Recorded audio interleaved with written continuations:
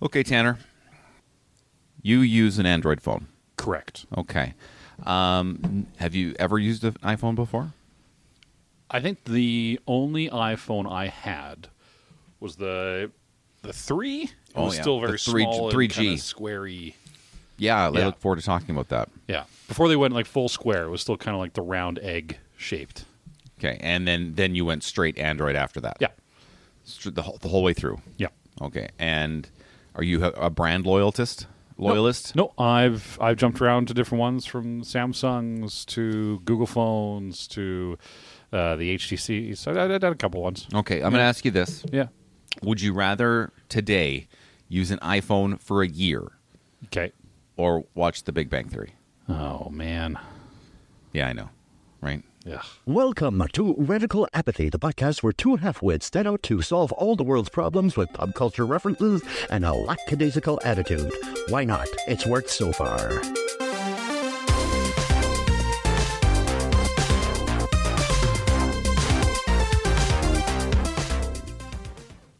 Hello, everybody, and welcome to Radical Apathy. Radical Apathy.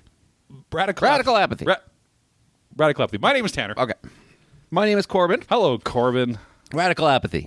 That is the name of this That's podcast. the name of the podcast. In case you didn't know when you first joined us, welcome to the Radical Apathy podcast. My name is Tanner. My name is still Tanner. I think that's the Corbyn. I think that's the cleanest opening that you and I have done since starting this show in 1971. And it's been a long time. It's been a long time. Yeah. They were just called casts back then. Yeah. And there was no pod. No. I don't know why that was funny. How are you, Corbyn? You know, I'm doing all right. Good. Actually, if I may. Yeah, please do. My football team lost this week. Oh. In a horrible fashion in the playoffs. Was it the blue team? It was the blue team. Oh, man. Not that blue team, the other blue team. The lighter blue team? The teal blue team. Oh, man. Yeah. Sorry to hear that. So it was a rough weekend, actually. Did they lose like by a bad amount? They were handily dealt with. Oh, so it wasn't even a good game. It wasn't competitive. No. I'm sorry to hear that. Yeah, no, it was pretty bad. I know we had talked about that a while ago, about you putting too much time and too much your effort. time into the air, and hoping that it. And what did I say then? You said that it didn't do anything for them. I said that whenever I do that, they lose. The opposite outcome comes back to me. Yeah. So that happened again. So you have solidified yourself that doing that is the wrong way to proceed. Yeah, it's so hard. It's so hard. I hate it. It was a bad weekend. I don't even want. You know, let's get off this. Yeah, no, fair. I'm so sad. I want to cry. Well, let's talk about something funner then, about how gosh darn cold it is outside. Oh my God, I hate this. It has been minus 40 here for the last Celsius. 3-4 days. I don't think it matters. I think once you get that low, I don't think Fahrenheit and Celsius has a difference. It matters. I think it just is. It's just it's just butt. The cold is like, fuck both of you. Yeah. Measuring systems. Yeah. Yeah. It is a mighty cold. Now I bring that up, A, to make people feel sorry for us, but B, because we went through a couple setups for guests for this episode. Didn't we? We did. We've gone through a couple guests to set up this one. And as I'm sure all of you have noticed, there is no other person here talking. It's just us. It's just us. Back to the roots. Back to the roots. Back to basics. Back to T&C. Just something I've never called this before. That's right. We had a couple really exciting, interesting guests. Do we want to say who they are? Or do you want to save it for like a secret? Maybe at the end we'll say what the guests are. They just mostly weather problems kicked in. It's been so cold that me and Tanner haven't been able to act this week. That's true. We have not done any acting. Zero acting this week. That's how cold it is. Because of the cold. Yeah. You can't act in the cold. It is unbelievably inappropriate to act in the cold. Although, to disregard that entire point, Jodie Foster's new... I wanted to watch that last night, but I didn't get a chance. Hopefully I can watch that today. So that's the new True Detective season that takes place in Alaska during the winter. So also would be acting very cold. She's acting in the cold. How does she do that? That's Jodie Foster. She's amazing. She's out there crushing. What are we going to do? I really want to see that show, though. Yeah. At least it has I mean, I haven't seen it, so maybe I'm completely off base, but it has a like we talked about John Carpenter's The Thing. Okay, couple listen. episodes ago. I'm on complete lockdown on this show. Oh, so am I. I don't know I have no idea. anything about I have it no other idea. than But snow, dark Jodie Foster, snow, and dead people. They got hooded fur hoods. Yeah. It just the scenery really reminds me of the Thing because I like that dark yes. desolation of cold. So Yeah. no, I haven't seen it yet. Looks cool. I hope it's going to be good. I hope it's going to be as good as like first season Right. because the other ones, All right. yeah, I hope. Yeah. First one was good. The first season was good. I haven't watched 2 and 3, yeah. and then Don't. this one looks good. I would just skip them. Yeah. Yeah, just go first and go into 4. So what are we gonna do to this podcast? What are we talking about? We are going to really lean into the tech talk. Oh, I this love tech episode. talk. We want to big event happened with CES. The Consumer Electronics Show came out of this year, and that is the big one annually trade show, which goes over all the new fancy tech coming out in the years to come. Mm-hmm. So we have some workups on that. We're going to talk about all the cool things that are going to be happening. What's kind of getting into things we like. Yeah, what do exactly. you want to talk about? What do you want to talk about, Corbyn? I've got lots of stuff to talk about in the tech space. So, I mean, when we get to it, I'll bring some stuff up. I've also got some random thoughts for today. We've also got our top 5 list for the week. That's going to be tech related. And before we go down that road, Yep. you were given some homework last episode. Oh, yes. And it was the twist on the homework. I wasn't allowed to look anything up, which was kind of a pain. It was kind of a pain in the ass, that part. That was the point. Yeah. You were to be Google free. Yeah. You were to go to any fast food Yeah. chain restaurant Yeah. in the town of which we live. Yeah. Without Googling, identify if they did in fact have a secret menu, Yes. and then order something off of said secret menu. Eat it, report back. How did you do? I went to McDonald's at first, and I asked, and then they said there was like some sort of sandwich, but it didn't interest me, so I didn't get it. It was called, what was it called? Mix something. I don't remember. It was called Mix. Probably. It was called a Mix something. I didn't want it. Instead, and this is weird, I've been on a really big milkshake kick for like 4 months, where I'll just get chocolate milkshakes In the minus 40. It was starting in the summer and even in the minus 40. So Okay. I've been craving milkshakes or maybe just ice cream. And so I went to Dairy Queen and I said I'd like something off the secret menu. And they said, okay, what do you want? And I'm like, I don't know what you have. And then they said, so it was basically, long story short, it was a banana split blizzard. Where they take all of the banana split ingredients, throw it in a blizzard. There you go, sir. Bob's your uncle. Really? Yeah. And? It was good. It was good. I mean, it's basically just a banana split with more ice cream. Yeah. Yeah, but it was tasty. Like they throw like bananas in it? Yeah, there's bananas in it. Really? Yeah. The Blizzard machine can still blizzard that up. I think so. Yeah. Wow. It's a powerful machine. Was it a young teenage child working when you went up there? Oh man, I got to remember this now. It's all young teenage childs. That's what, yeah. Like remember when you went to Dairy Queen when you were young and you're like, man, these adults make some really good stuff. Yeah. These old people, These working at Dairy mortgage Queen. owning people, right? These Yeah. house owners. No, it's kids. Yeah, they're children. The whole like, and there's not an adult in sight. Nope. No, I've never seen an adult manager or supervisor there ever. It's just the oldest person is 16, And not even at specifically Dairy Queen, just like just any fast food restaurant. Yeah, they're pretty go. And it did they put up a fight at all? Did they were just like, oh yeah, Oh, no. Was it very?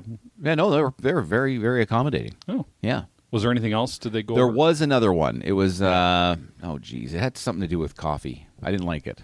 I don't like coffee. I don't drink coffee. I don't like the taste of coffee. I don't like the taste of coffee either. Yeah. So I'm completely off coffee. And so, but it had something to do with that, like a mocha something or Oh, yeah, other. okay. They use the words, Yeah. the coffee words. Yeah, English. Yeah, And I didn't like that. So I'm like, no, give me the other one. yeah, Yeah. That's fair. You had the banana splits. Hey, so you were successful in your homework. Yeah. What kind of places did you research that that has one? None really. I Oh. just live in my life. I've known there is one. Like McDonald's has one. Okay. The BK Lounge, as they say, Burger King, Wendy's has one. Okay. I used to work at Future Shop. Yeah. Many years ago, Okay. and in a different town. Mm-hmm. And that Future Shop was right beside a Burger King, and that Burger King gave 50% off to all the Future Shop employees Nice. to try and pull in their business. To which a young handsome gentleman like myself, that worked out really well. So I got really into that. They had a couple nice kind of chicken sandwich thing combos on a secret menu. And by, after a little while, you'd walk in and they'd be like, oh, Tanner, hey, here you go. I didn't have to order it. But then when I moved, I realized that not every restaurant chain has the exact same secret menu. Right. Because the new one I went to Burger King in the new town. I said, hey, can I have this? And they looked at me like I was an idiot. They said, I don't know what that is.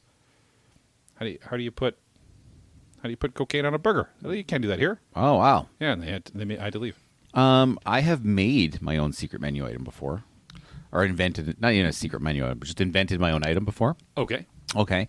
So it was at A&W, and my favorite burger at A&W is the Papa Burger. Yes. It's 2 patties. Yeah. No bullshit cheese, no bullshit bacon. It's like onions, mustard, tomato, mayo, 2 patties, and it tastes fantastic. Yeah. And I'm like, how can I make this even worse for me? And I said, okay, now take those 2 patties, but in between those 2 patties, I would like a chubby chicken. Ooh. And I named it The Godfather Part 1 and 2. That's a true story. It surprised me how there's no rules. Like you can go in and ask for whatever you want. Yeah. And 90% of the time they will make it. Your way, right away. Yeah. Except at that Burger King you went to. Yeah, except at that one, yeah. I don't know what their big deal was. It's just a little bit of nose candy in the patties. Yeah. Makes no sense. Well done. You completed your homework? Yeah. I'm proud of you. I just realized I don't have any homework for you today. Well, you have some time to think it up as we go. Oh, man. Yeah. Man, I just realized that I don't have anything for you. Pitter patter, bud. Okay, we'll figure it as out. we get going. Okay. Well, good job on that. Yeah. Corbin, take us through a top 5. Give me a list. We got to do the top 5 after we talk tech. Oh, you want to do it after tech? Yeah, we have to do the tech first, and then we can do the top 5. Oh, I feel like we're it's directly related. Yeah, we're to foreshadowing. That. Yeah, we're laying the groundwork. Oh, yeah, I want to hear it even more. Yeah. Okay, so let's go to your CES stuff. Let's talk about that. Tell me about what's happened at CES. And here's the thing with CES is that a lot of stuff gets previewed at CES, but doesn't come out for like 6 years. Correct. So it's kind of like meh. Yeah, totally. Yeah. CES, the Consumer Electronics Show. We'll kind of get into the history of it, but yeah, it's a very large trade show that happens annually in the world's greatest city, in your favorite city of all time. Yep, Las Vegas. Mm-hmm. And yeah, it's all the companies come, all the major electronic ones, and they do their big push. They have the kind of the small set saying, yeah, this is coming out here in the next 2 months. Here it is. And then on the much bigger side, they say, and here is what could come out in the future. Potentially. And it's like robot chipper hand job machines that will never see the light of day. But they get to try and flex and look cool in front of each other. So that happened last week. Wanted to pull little bits, kind of walk you guys through it. A little bit of history, because it's interesting how it kicks off with the technology side. So a lot of the historical points I pulled off of Wikipedia, because I'm a very good researcher. But the first CES was held in June 1967. Wow. In New York City. And the products that they showed there still have not come out. They're still waiting for that. I'm still waiting for that jetpack, man. They still won't give it to me. Like the Rocketeer. Yeah, I love that Rocketeer movie. I haven't seen it since it first came out. It still holds up. Go back and watch it. It's great. CES was a spin-off of the Chicago Music Show, which was the only kind of side show for electronics consumers at the time, kind of through like more of a music propaganda, but they kind of broke away once they started to realize they had an audience. And the first one, they had about 17,000 attendees, which was a very good for a first-time trade show. The kickoff speaker was Motorola chairman Bob Galvin, who talked about telephones and what they might be in the future. And if you go back to it, he's way off. Really? Yeah. Like you'd think the guy, head of America's Motorola, would kind of see the I mean, even if it was 20, 30 years beforehand of cell phones, you would assume it's coming into a smaller hand. But no, he was pretty much off. If you want to go watch that, I think there's a video you can. What kind of things did he say that were like out to lunch? They really leaned into like the dials, the dial switch. Everything's still kind of focused around an operator.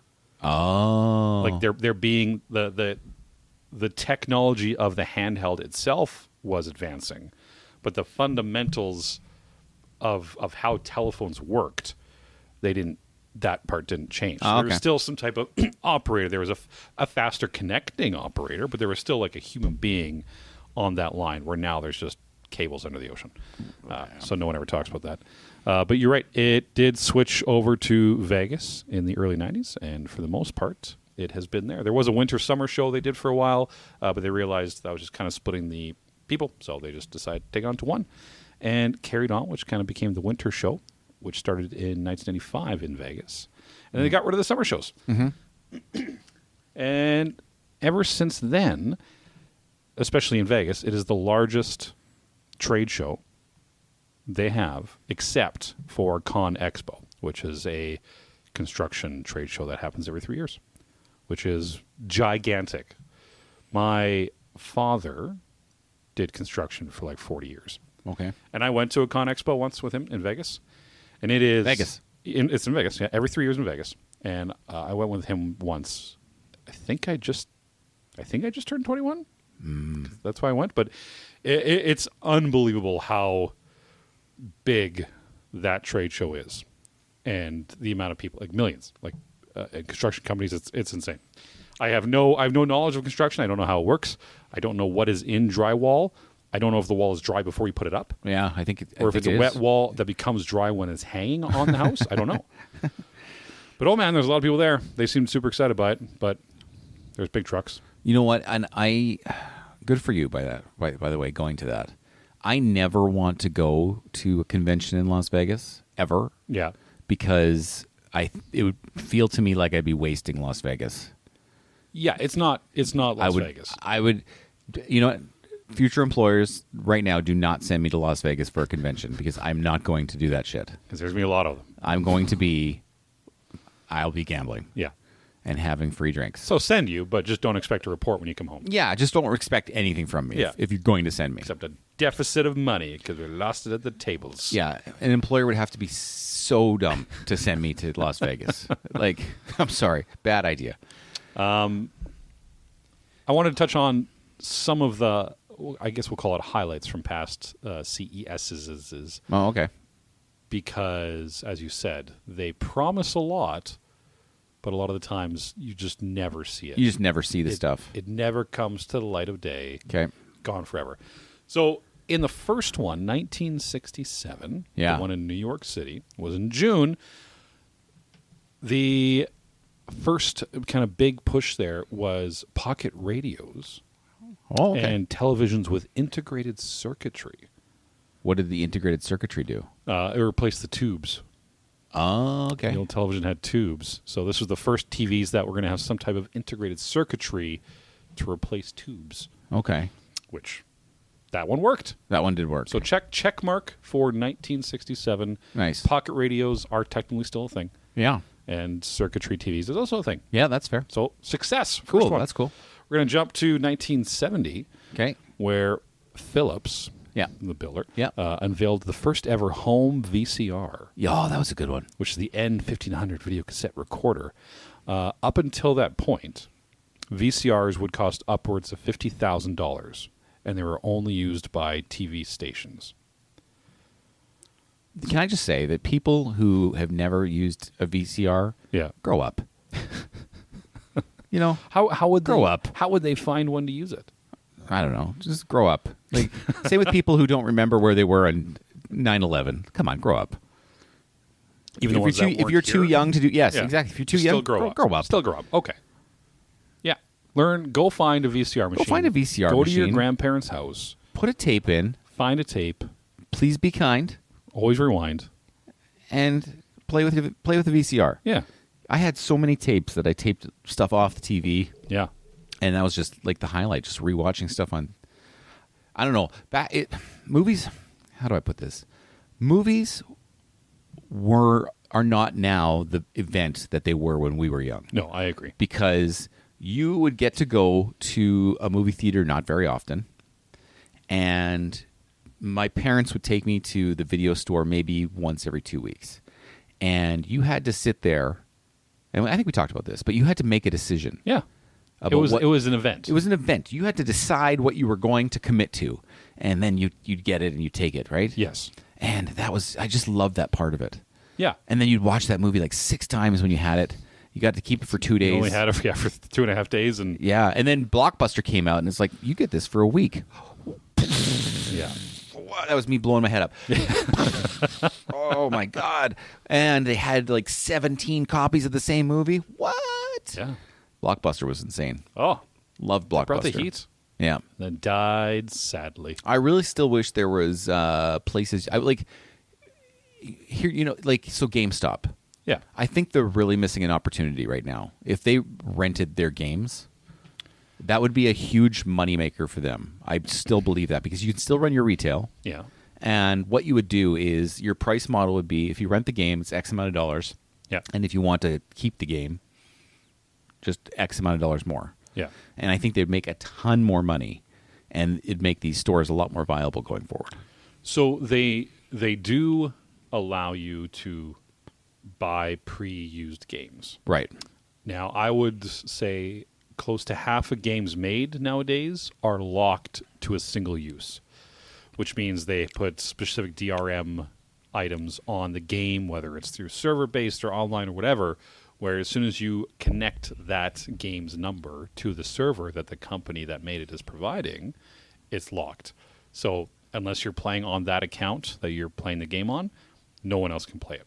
And gamers hate that. People lose their mind because that's... How, though? Because the resale market is so... That's what they do. They buy used games. Yeah, so but that's because they don't want you to. So and that leads into the digital, where physical media is going away, which... take it or leave it. That's the push that's going forward. But some of them you still can take in. But like I take in some old games. But you go to a place like GameStop and you're getting $1 for it.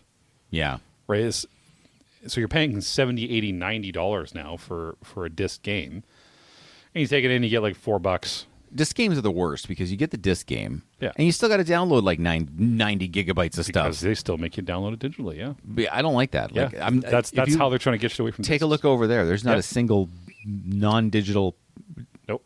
console that's Yeah. working here. No, I agree with you, but I think we're already past that point of return where it's physical media is going to go away. Okay, but do you agree that GameStop would make a killing if they rented games?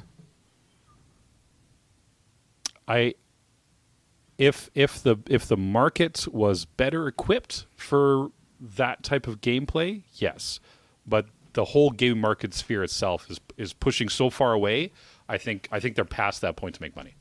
I don't think they make money on it anymore because that's not how the games work.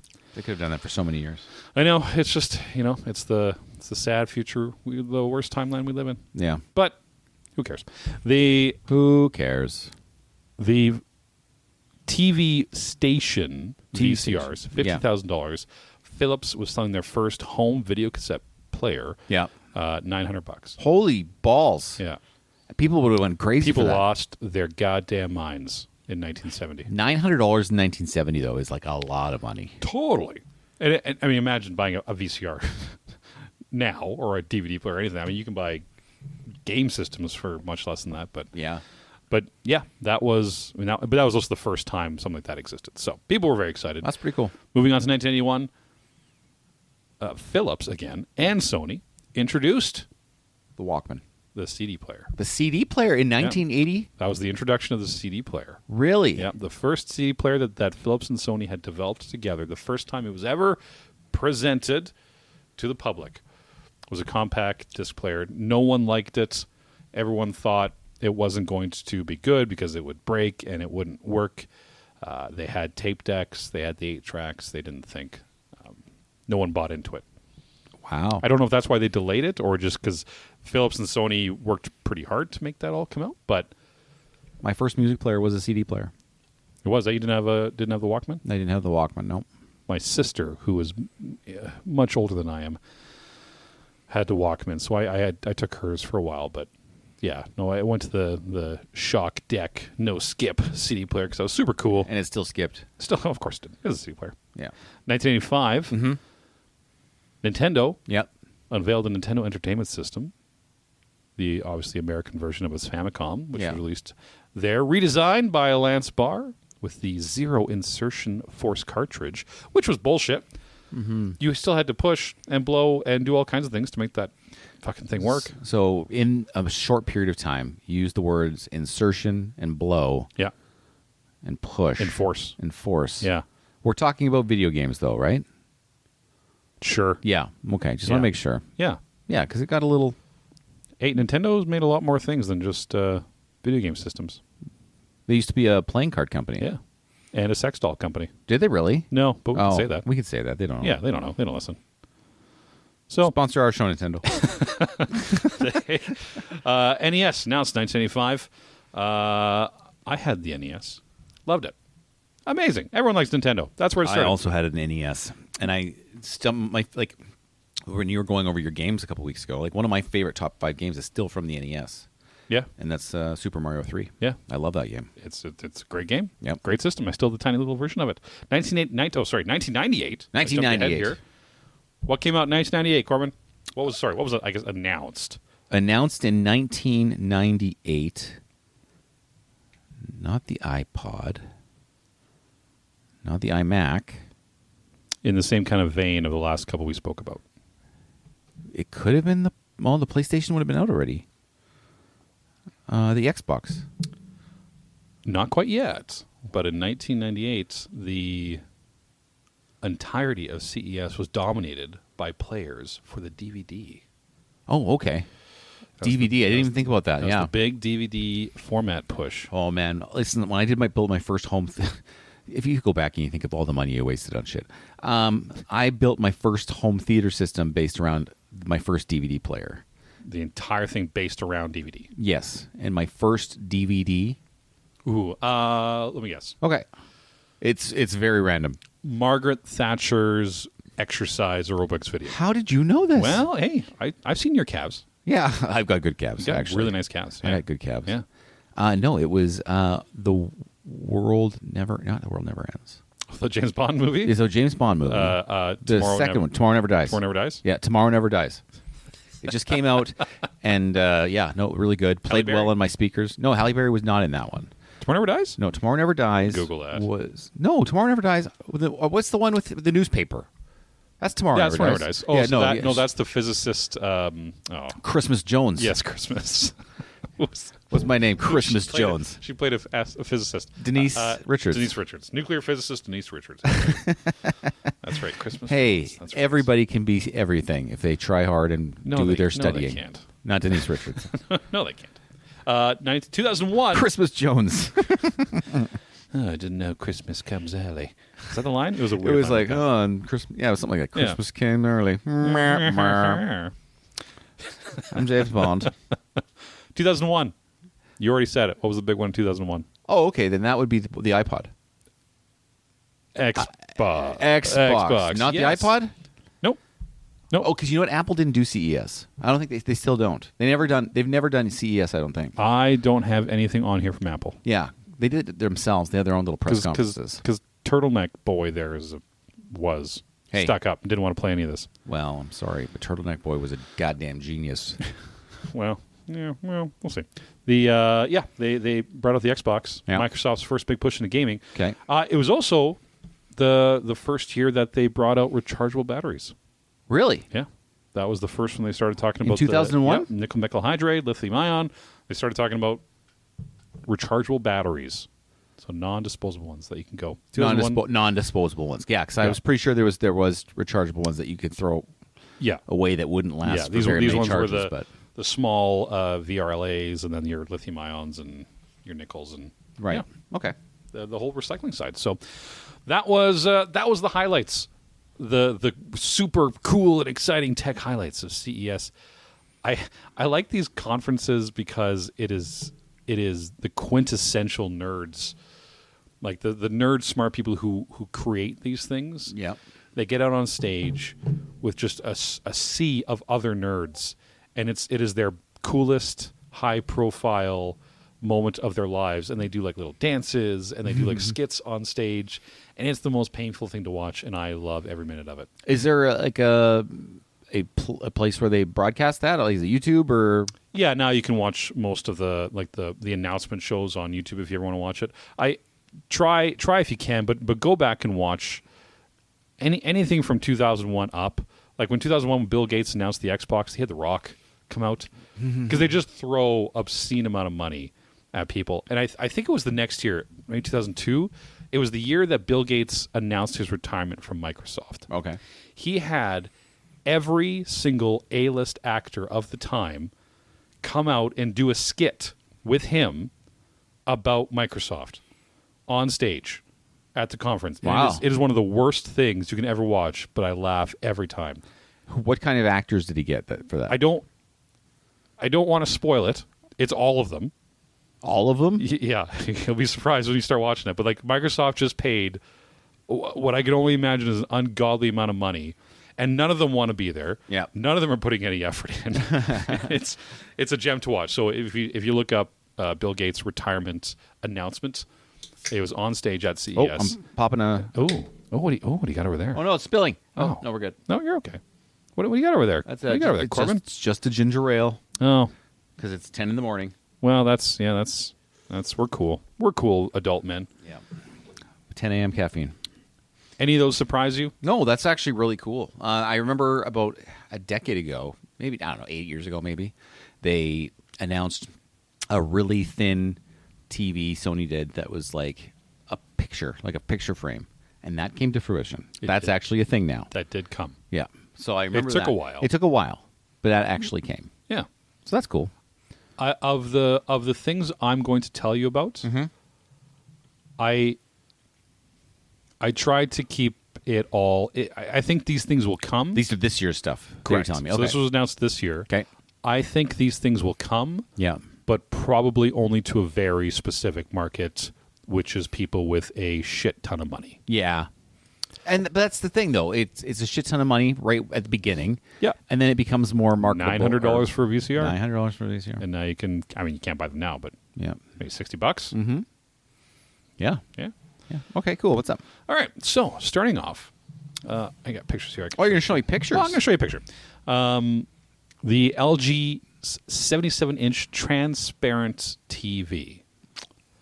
I wonder why I would need that, do you think? Yeah. I want to watch the TV. I don't need to. And be all the transparent. video pictures they had is showing it to like really pushing the transparency. So imagine you're looking at a big fish tank. Okay. That's not deep. It's about 2 inches thick. But Okay. you're just looking at a glass fish tank. Okay. And then the TV's presented. So they had things like fish or iguanas, things walking by, and they kind of had that push. So completely wireless, except for the power cord. So all your other devices connect wirelessly. So you Okay. can put them wherever you want, up to, like they said, 30 feet. It uses full OLED, which it's been around for a while, and it's kind of at its height. And I think LG is one of the best OLED producers that they say.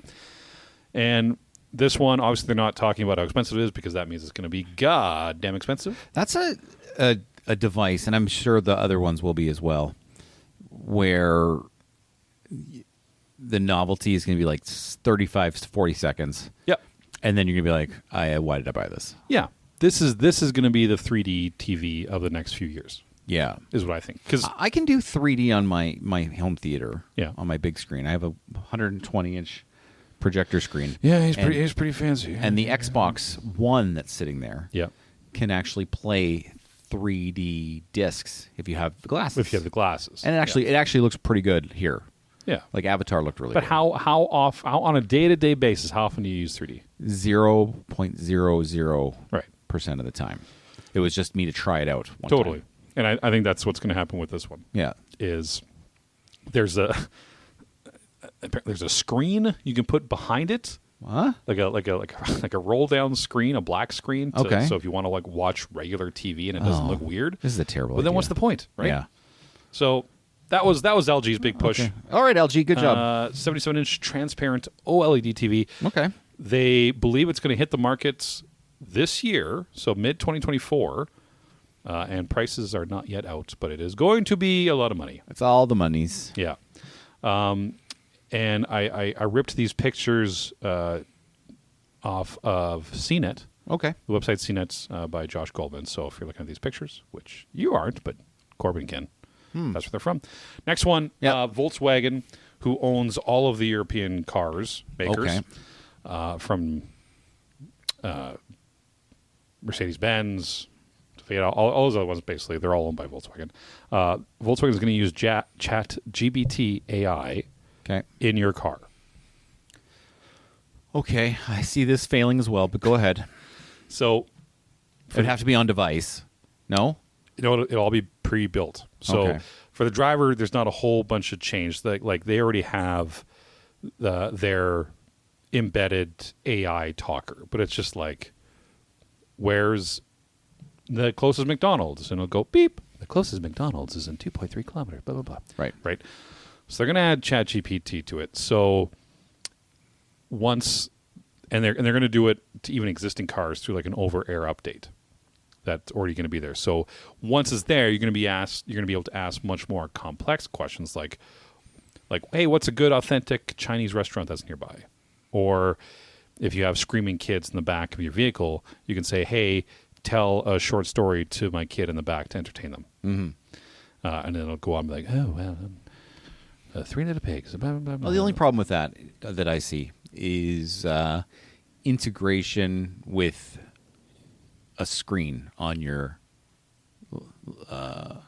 Dashboard. car, on your dashboard, Yeah. that has visual enhancements as well, right? If it's just ChatGPT saying stuff to you, then that's not as intuitive as having an overlay of maps. Yeah, and I would imagine if you said, hey, where's the closest one, they won't just say it. It'll then pop up on your screen. Right. And then they'll kind of walk you directions. So it's not, I mean, a lot of this already exists in some form in vehicles, but just using Chat GPT, it's going to be much more articulate. But also, do you want to drive around with that freaking robot voice talking even more than it already does? I don't ask. It's annoying. I don't know about you, but the only thing I ask my car to do is send messages and take me to places.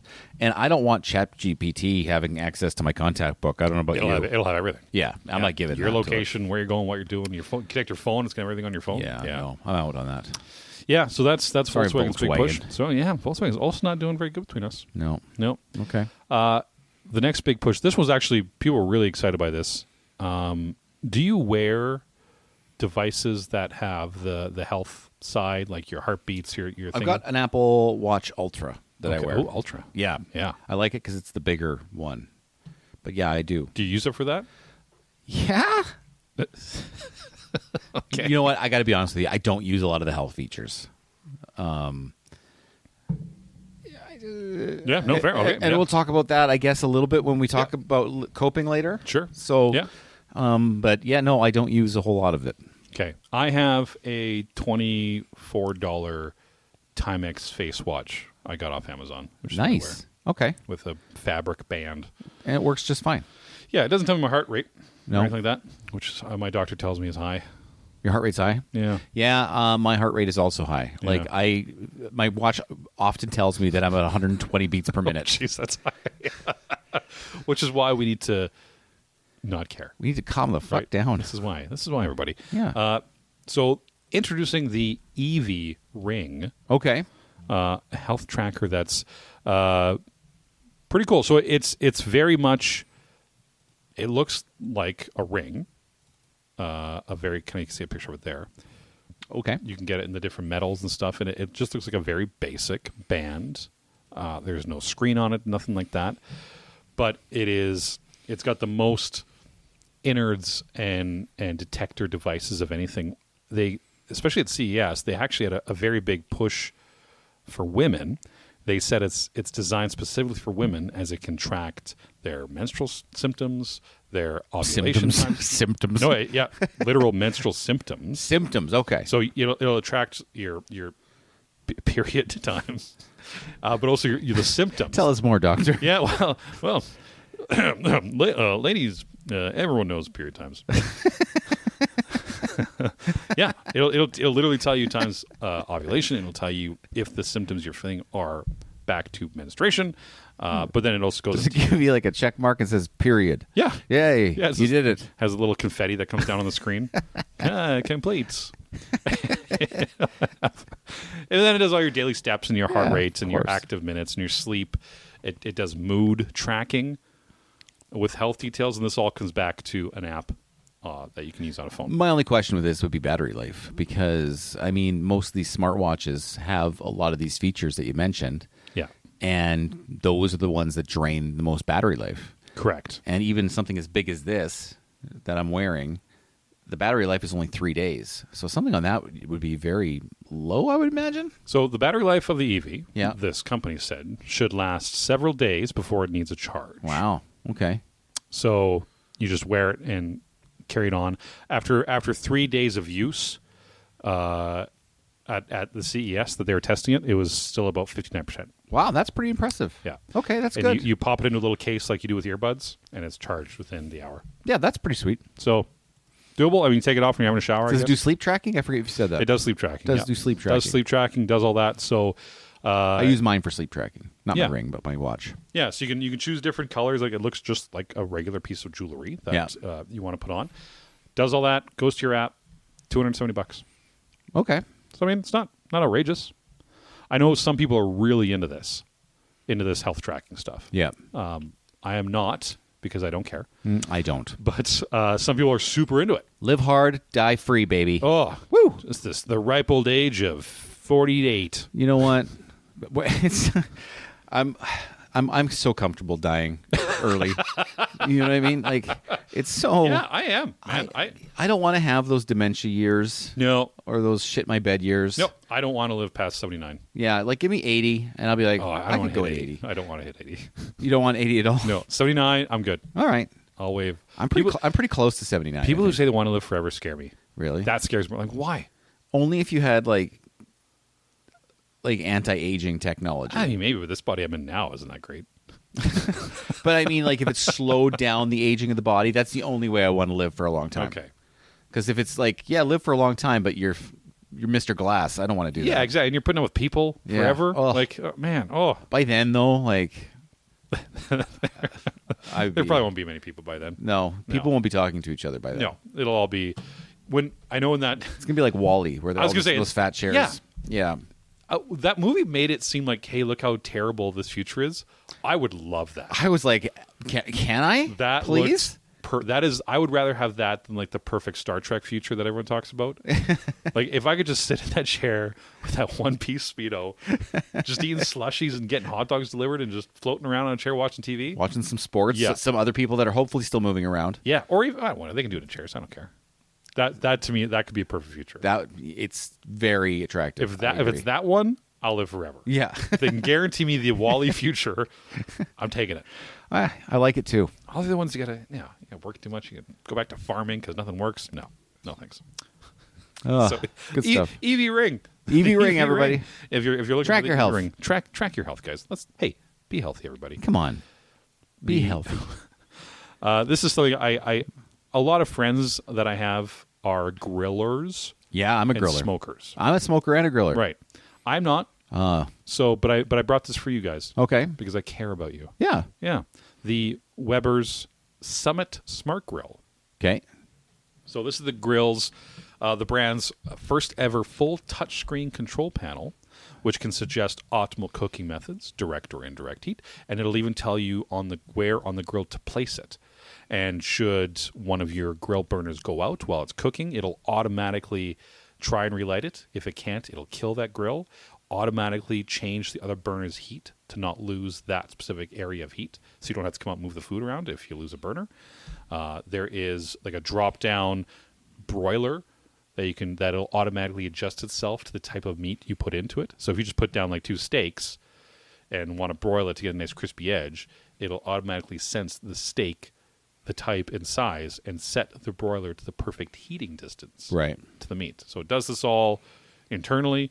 You just hit chicken, put it on the grill, it'll sense it, and you have a perfect chicken. So here is my only problem. So this is the this is the way we've been going. You tell me about the thing, and then I tell you why it's not good. Yeah. So put it this way: my fridge broke down. Okay, And I go to buy a new fridge, and it's got all these features. And then you do your research, and you're like, well, the more features it has, the more it's likely more shit's going to break. It's more going to break. Yep. So you get all these moving parts on this barbecue, and the more it's going to break on you. Yeah. So good ideas, though. I like. Hello, hello. Hey, he's Whoa. back. Hey. I like the ideas, but that's just more stuff that can break. This feels like a trade show, fancy show. Yeah. I think most people are going to be like you, right? Where I have a propane barbecue Yeah. that I Or can smoker. set to a heat and do my thing.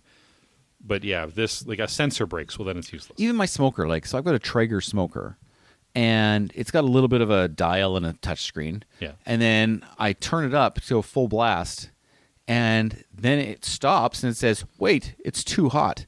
I'm like, what do you mean it's too hot? This is what I want it to do. I want it to be hot. And it's telling me, no, it's too hot. Too warm. I'm like, too warm. Like, what a piece of shit. Well, there you have it. Hey, Traeger, you need to sponsor us. Sponsor our show, Traeger.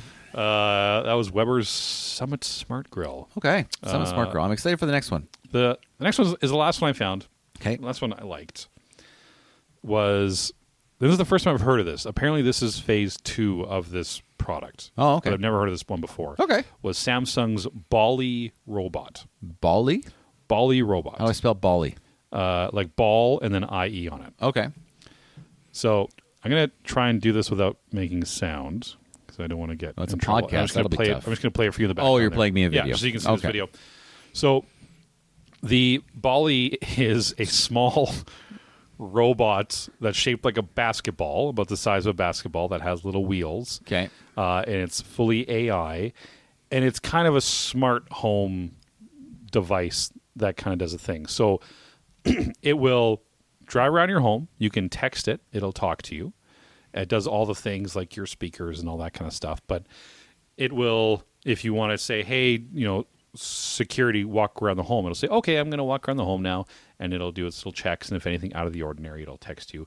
It'll take video pictures. Like, hey, I want to see my kitchen. It'll go into the kitchen and take pictures of it.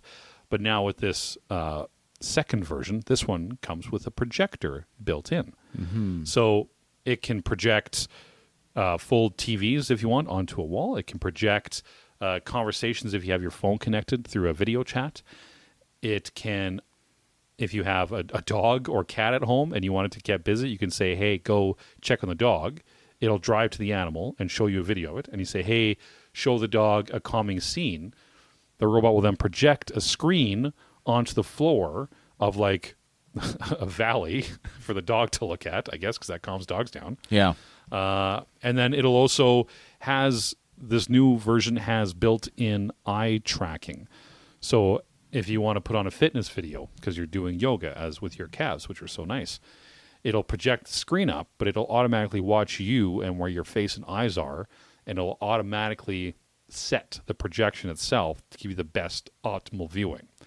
So you have this basketball-sized little robot of different flashy colors, if you want to choose, just going to kind of drive you around, and basically it's the world's first projector to automatically kind of detect your posture and your facial features and that kind of thing, and how it sets that up. But They're starbucking our dogs. I don't like that. yeah, that's exactly what they're doing. Yeah.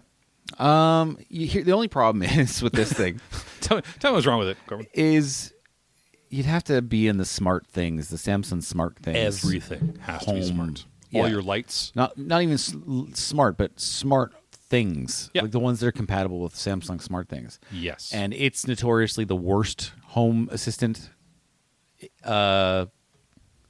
ecosystem. Sponsor us here, Samsung. Samsung sponsor our product. Yeah, it's garbage. Yeah. And That's an interesting little robot. That video was pretty cool. yeah. If you ever want to check it out, just look up Samsung's Bali robot. There was one scene in there where she's working out Yeah. and laying on the floor doing some sit-ups, Yeah. and the robot was projecting some entertainment onto the roof for her, Yeah. whether it was her workout video or was Yeah. pretty cool You use don't have case. to tell it to do it. It just sees what you're doing It just sees you. and will automatically do it to fit where you're looking. Okay, that's So cool. if you just go sit and I guess I can't turn around, but if you just go sit and look at a wall, yeah. and you say, "Hey, Bali, call Corbyn," it'll roll up beside you and just see where you're looking, and then project your video call on the wall I'm looking at. Did they call this Bali because of Wally? I mean, you kind of. I mean, they don't say that, but you have to imagine, right? I read Jay Peters' article on The Verge here.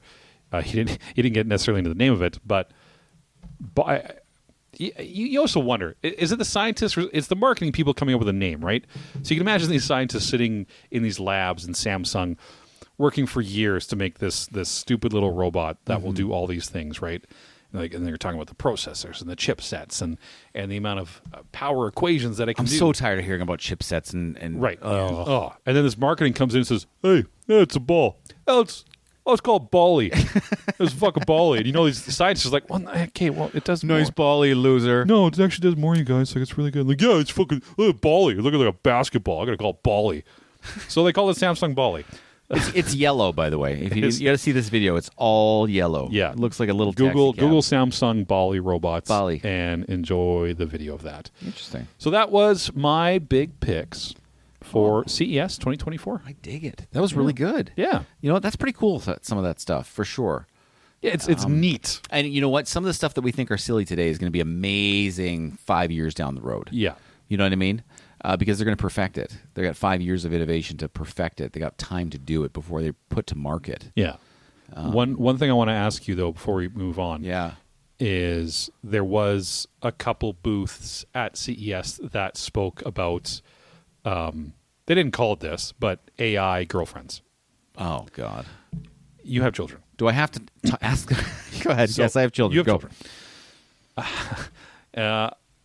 I haven't been. I was out of the game, as they say, before even like the Tinders and the apps. Yeah, came me out. too. So Me too. I wasn't even there for that. So with you now having male youths growing up in a time where they're now looking to spread their seed into women, Okay. as I assume children As do. one does. Yeah. How much of a problem do you think having an AI dictated girlfriend who will say what you want to hear, compliment you the way you want it, like everything perfectly that you could be talked to as a man may want? Okay. How much is that going to be a problem? I see it two ways. Okay.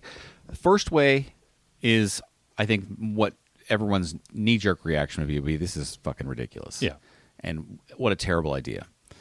The second way that I see this working, which I find interesting, is kids nowadays have grown up, unfortunately, with all this technology that we've been using for a while, and they use it just a little bit differently. They are, they got their iPads, their iPhones, their Samsung phones, their whatever, and they're comfortable chatting over the internet via text instead of human interaction. So they do a lot of things differently, and a lot of it is mostly artificial interactions with people. Something like this could teach, like specifically like my oldest boy, could teach him actual real to God social skills. How to talk to somebody, how to interact, how to be polite, how to, do you know what I mean? How to ask a question and receive an answer. If you could set it to be upset with you if you said the wrong thing. Absolutely. Almost like a video game. Yeah. You say, "Well, I think your hair's dumb," and it's, "Well, fuck you." Yeah. Right. Let him up. Yeah. Yeah, that's a way to think about it. That's the only thing I'm thinking, because my son, he does not have the social skills that he needs to have at this age. No. And we had way better social skills when I was young, because You had to. You had to. That was how you spoke to people. That's the only way to find human beings. Yeah. Yeah. Like when we go to restaurants or whatever and we see like people who are completely brain dead when it comes to customer service, I'm not blaming them. I'm blaming what they've grown up with and the least amount of interactions they've had with people in a meaningful way. So when fast forward 8 years, your son comes home from future college, and his robot companion comes in with him. Okay. And he says, "Oh, hey, Dad, this Like it's an actual robot?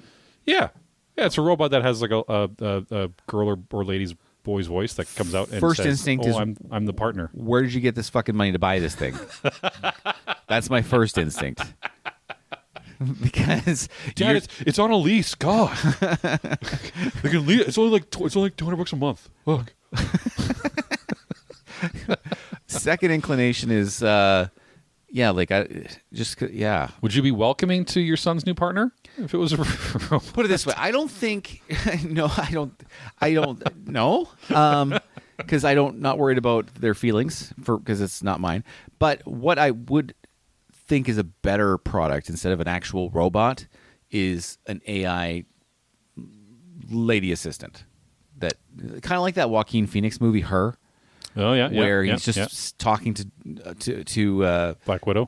Black Widow the whole time. Yeah, and she responds. He talks. She responds. So like an interactive Siri that's sensitive to your emotional needs. but they have like they made a whole movie and then like a bunch of Black Mirror episodes about why that's bad. I never seen Black Mirror. Because then they go like crazy. They're always like, "Who else are you talking to?" Like they go full on stalker girlfriends. every one of them, so right? like you're dating someone from Mexico. Yeah, then it goes full stalker crazy girlfriend. Okay, that's awesome. Good. Yeah. Anyway, that was my question, and that was my thing that I brought along to talk about Awesome. the CES. Yeah, That was really good, actually. Well, hey, you know what? I Thank really you. enjoyed that. Let's talk some more tech. Yeah, I'm in it. Okay. So like we mentioned at the beginning, at the top of the show, I am an iPhone user. Gross. You are an Android user. Yay! So we're going to talk a little bit. We're going to dive into that a little bit. All right, I'm ready. Okay. First things I want to talk about some of the stuff I've done on my iPhone recently. So, long time iPhone user, but also spoiler, I am not a 100% a brand loyalist. I have had two Samsungs. Oh, I have had a Google Pixel, yes. Okay. and I've had many iPhones. Yeah. Okay. So I've tried. You've branched out. I've played the Yeah. field. You're not for a reals. solo activist. Okay. Yes. And in various stages. It wasn't early this, late. I've had them at all. Like so, Google Pixel 5, so a recent Google yeah, Pixel. that was previously. Yeah. A Samsung Galaxy Note 8 and a Note 2. So those are the things that I've had. Okay. Fair. So I just want to say, listen, my experience is wide with these devices. And I know that some of the stuff I'm going to mention I can do on those devices. Yeah. But I figured it out on this device, and I'm really happy about it. So first thing is first. I have with much help from YouTube, I figured out some automations for my phone, and I love the automations. So the big thing is, yeah. To back up, what phone do you currently have? Oh, right now I just upgraded because I used our podcast as a reason to upgrade. Yeah, well, yes, one does. Yeah, I got an iPhone 15 Pro Max. And is that the newest one? That's the newest, biggest, top greatest of the line, one, top of the line. flagship phone. Yeah. Okay, go ahead. And it's amazing. I love it. And I figured out how to do automations because one of the big problems I had was I have a random sleep schedule. Yeah. Okay. And so for me, it doesn't work to just set up. It's like, okay, so on the phone you have what's called focus modes, and whatever the Android equivalent is, I'm not sure, but they have focus modes, and you can build a focus mode based on what you want it to do and when you set it. So, for instance, I have a sleep focus mode where if I'm sleeping, only a very small amount of people can get through to me. I can choose what apps can get through to me. I can choose literally the customization of whatever I want to be able to happen during that focus mode. Okay? But the problem is on my phone, and I don't know what it's like on Android right now, but you can only set it like Monday to Sunday, certain times each day. You can't do I can do random days like weekends and weekdays is different, but I need daily different ones. Yeah. Okay? So I was like stuck, and I was so mad. But then I found a video, and I was very excited. I set up an automation, and now whenever I plug in my phone, it automatically goes to my sleep focus, and when I unplug it, it automatically goes to my regular. Without having to do anything? Without else? having to do anything. An automation, if you will. Oh. Yeah. So that was one automation that I was really excited about. My second automation is, outside of this, I know we're actors, but we do have other like side jobs here. Yeah, part-time things. Part-time things. Yeah. And one of the things was when I go to said place, my phone automatically hooks up to their public Wi-Fi. Right. I've now automated my phone to turn on my VPN whenever that happens and turn off whenever I disconnect. Automations. That baby. is cool. Yes. So automations. you walk in the door, your phone's in your pocket, just you know what happens, you don't have to touch it. Exactly. When I drive to a popular city outside of where we live, Yeah. whenever I arrive, automation to text my wife, hey, Yeah. I've arrived in this city safely. So you don't even have to communicate with your wife. I don't even have to communicate. You can just trust the phone. I can just trust the phone to do, and I got a bunch of other ones, but those are my favorite ones. I do like that one. Yeah. I do like just the automatic, hey, wife, I'm fine. Yep. Wife, I'm fine. No worries here. And that's just geofencing the city and getting in there. So when sorry, Yeah, please. if I murder you and I chop you up and I put you in the carpet, Okay. that we definitely don't have, put you in the vehicle and I start driving you to go bury you somewhere. Yes. It's already pre-done for me that your phone will just automatically text your wife saying, hey, wife, it's Corbyn. I'm fine. That's correct. And then that buys me the time I need Yep. to bury you. 100%. I really like that. Yep. That's Yeah. a good feature. Big fan of that. Yeah. But, the murderers don't know I have that other than you. Right. So I guess now they do when they listen to this. Well, looking at the statistics, Murderers sponsor our podcast. Yeah, give us a shout. Give us a shout. That is cool. So is that that's recently for the Apple here. That's Is that right now the most coolest thing that's pulling you in about this phone? Okay, so programmable buttons. I know that you could program the Bixby button a while ago, but they're still a little sour about what you can program the Bixby button to because you can't program on it to Samsung. Yeah. Yes, on Samsung. You can't program it to Google Assistant, which is the first instinct I would do. Correct. They're really, really stubborn about that Bixby. I have an action button on here. I can program it to the Google Assistant using shortcuts that I can build and actions that happen. But what I've done is I have built this action button. So whenever I push it, it just does whatever action or you've assigned it. So I've assigned it a shortcut where if I'm holding the phone in portrait mode this way with the action button facing up, it'll automatically open my And there it goes. landscape photo. Yeah. If I do it when it's up like this, so portrait mode, and I do it, it will take a selfie. Oh. And yeah. when it's this way with the action button down and I do it, it'll switch to video. That's cool. So I like, and so that's a deep shortcut that I built. Yeah.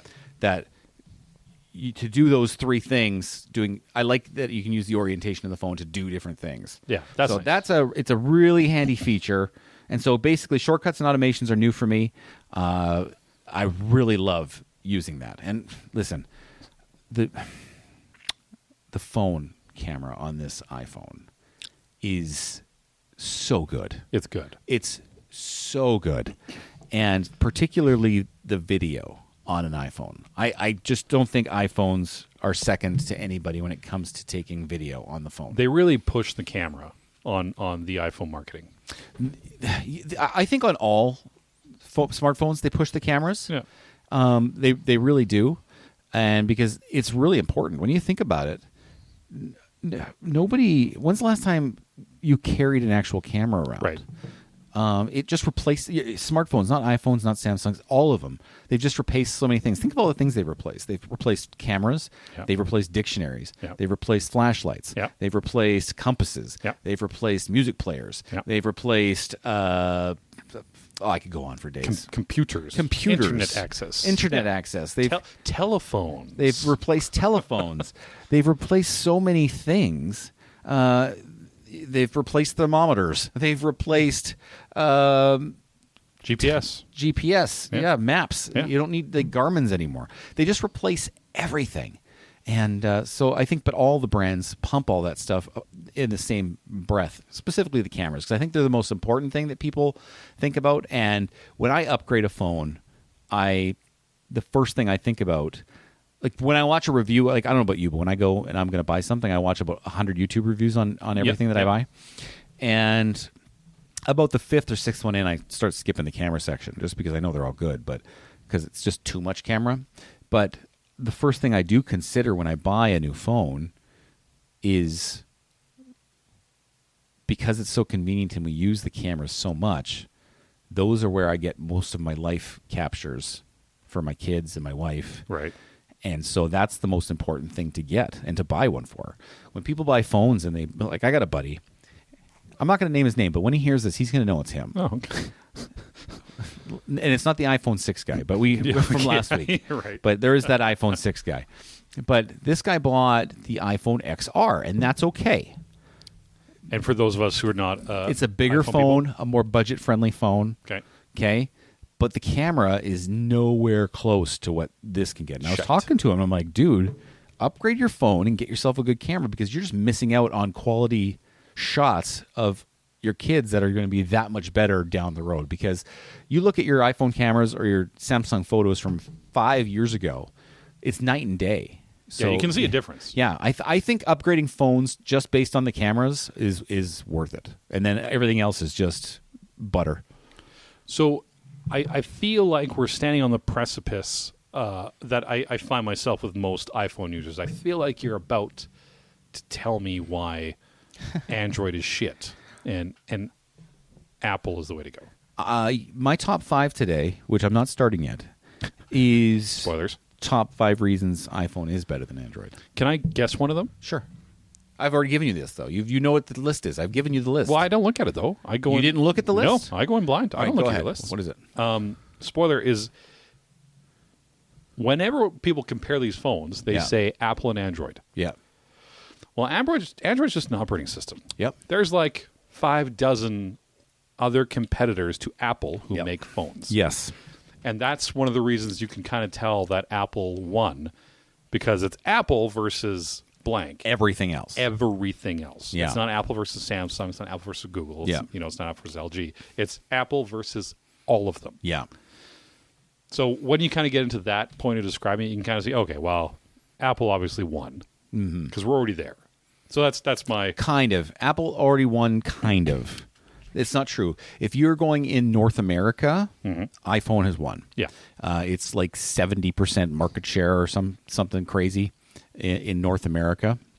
Everyone in North America wants an iPhone mostly. Except me. You. Yeah. And me on occasion. Yeah.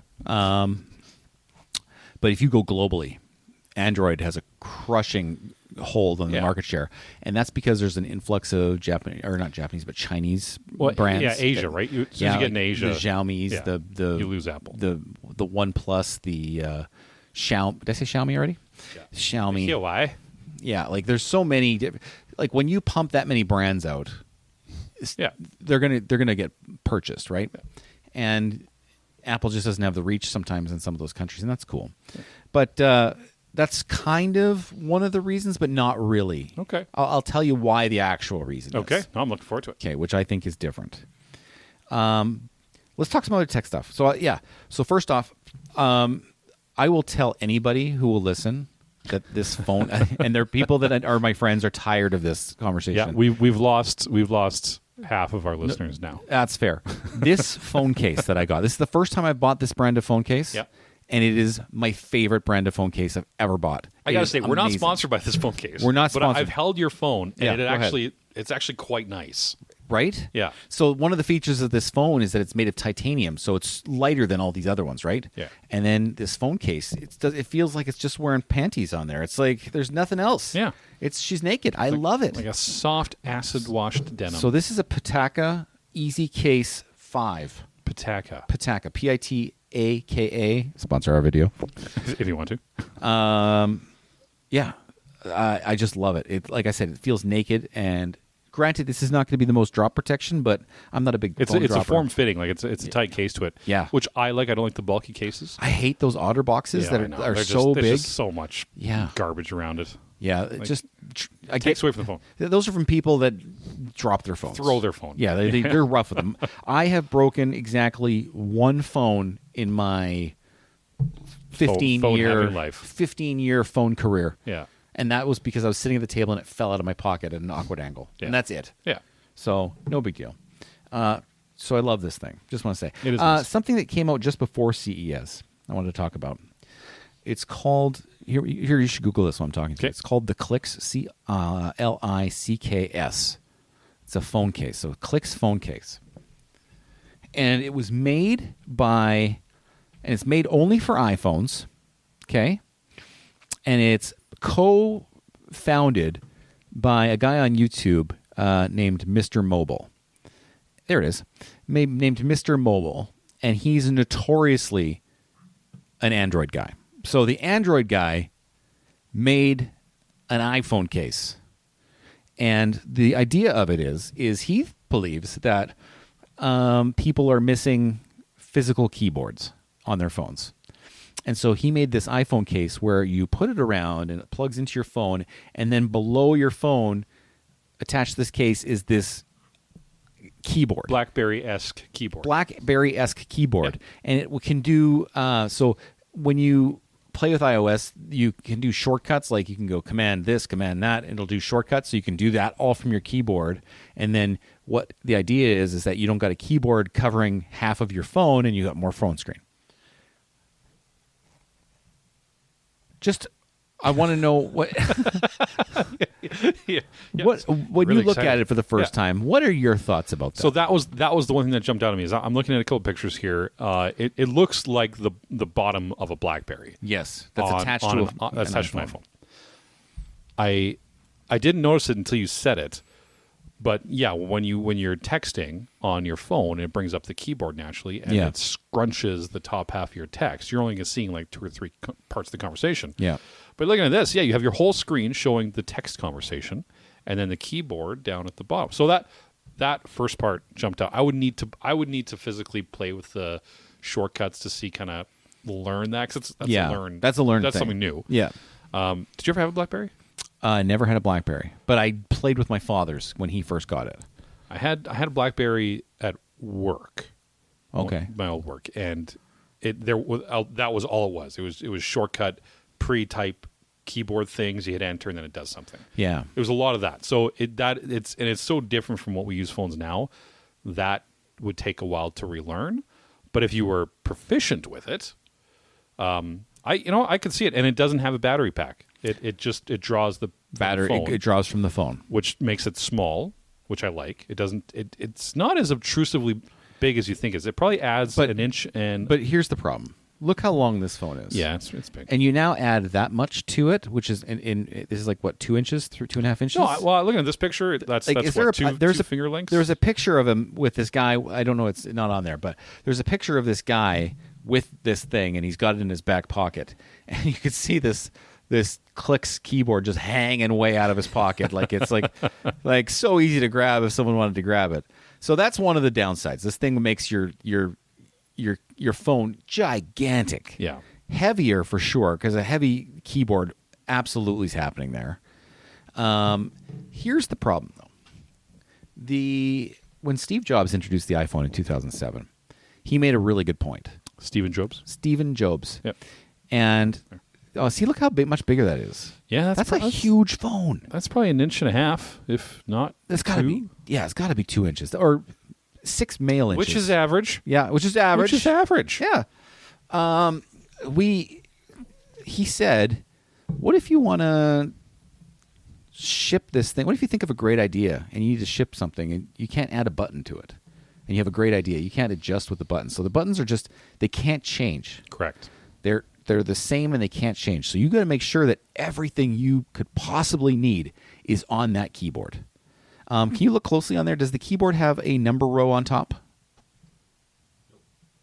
No, you're going to have to hold the function button and then type the numbers. One of the reasons that Android keyboards are better than iPhone keyboards is it's got the numbers rows on it. You can do numbers like that. It's got the numbers, and it's a bigger keyboard. It is a bigger keyboard, yes. One of my bitches about the iPhone is that the keyboard is too small. Like, if you look at this keyboard, I just hate how small it is. Like, I need it bigger. I need it higher and bigger. Yeah. So there's that. That's one of my bitches. I don't. You know what? I'm not naturally against this, and that might be because I had used a BlackBerry. Okay. So I'm comfortable in what I'm looking at here on this video of this person playing with this case. That's tight. Like, if you it is, yeah. Like, it's like tight. You're gonna get carpal tunnel. That's gonna take like a month to get good with. Yeah, it's gonna take a while. But not a terrible idea. I'm not 100% against that.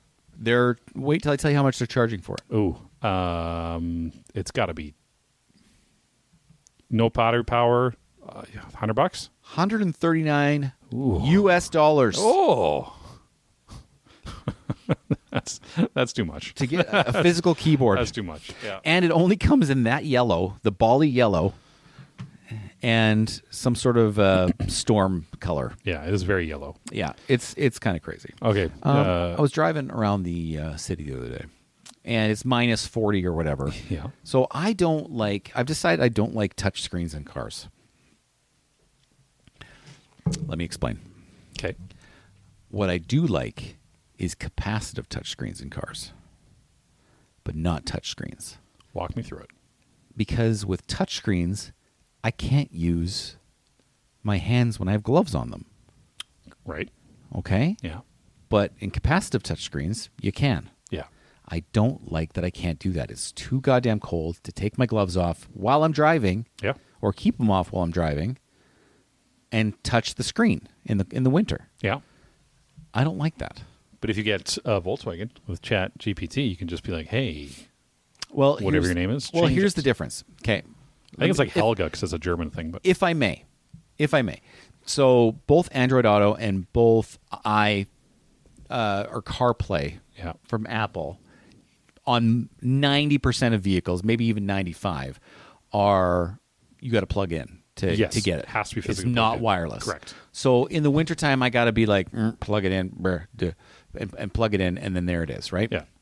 But I'm not doing that in the cold because I'm keeping everything tight. You're keeping it so I've in got your the body. default screen. So what happens in my car is I start to drive, and the screen pops up to tell me to accept the terms and conditions of driving a car and having a screen. Yeah. And I can't get past that because Your gloves don't. my gloves are on, and I'm too cold to take it off. Yeah. And then I can't touch the thing. Correct. Yes. Hate that. The other thing that happened to me this morning is when I got in the car, I quickly pushed it, took my glove off, put it back on, and then the defrost was keeping my windows clear. But then my windows were clear, but I was cold. Yeah. But now I'm in the middle of a 50 mile per hour, 40 mile per hour road, and I can't switch the heater to won't go turn to off, yeah. feet and chest. Because it's still asking you if you want to drive. Oh, I was so mad today. I'm like, I got to talk about this. Mine, I have the joystick on the where you put your armrest Okay. and the cup holders. There's the I've never heard of this. Please explain. there's a movable joystick. So there's the screen. Yeah. Mine's older, so it doesn't touch screen at all. So it has a little built-in joystick. Do you have that you can- Android Auto in that here? you can turn? Yeah, you can put either one in. But, Okay. But yeah, everything you can just adjust. Now mine doesn't ask you, do you agree to drive? Mine Which asks is- me if I agree hate to it. drive. My wife's does too. I hate every it. time. Every time. Yeah. It's like, Yes, really? I agree to drive. I bought this you- fucking I bought thing. You. Okay. How many assigned? Oh, this would have been a good segue for one of our guests.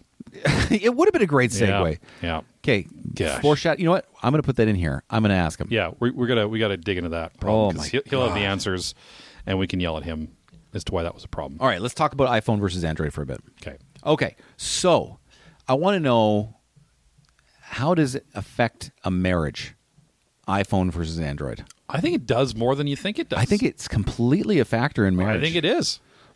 Tell me your journey through Android in your family. Go. Because you're both Android. My wife and I are Android. Yes. Was she ever an iPhone before this Android? I don't remember her ever being an Apple. Okay. She could have been. I don't remember she was. She also uses a Microsoft Surface. She does. Yeah. So she's like full. She's using different OSs. Like she's using Microsoft OS. She's Yeah. using like she came into the relationship with a lot of already preconceived opinions on electronics because she's techie. she's up to date probably she's a more techie. than mine. Yeah. Yeah. So she already had the things she hated.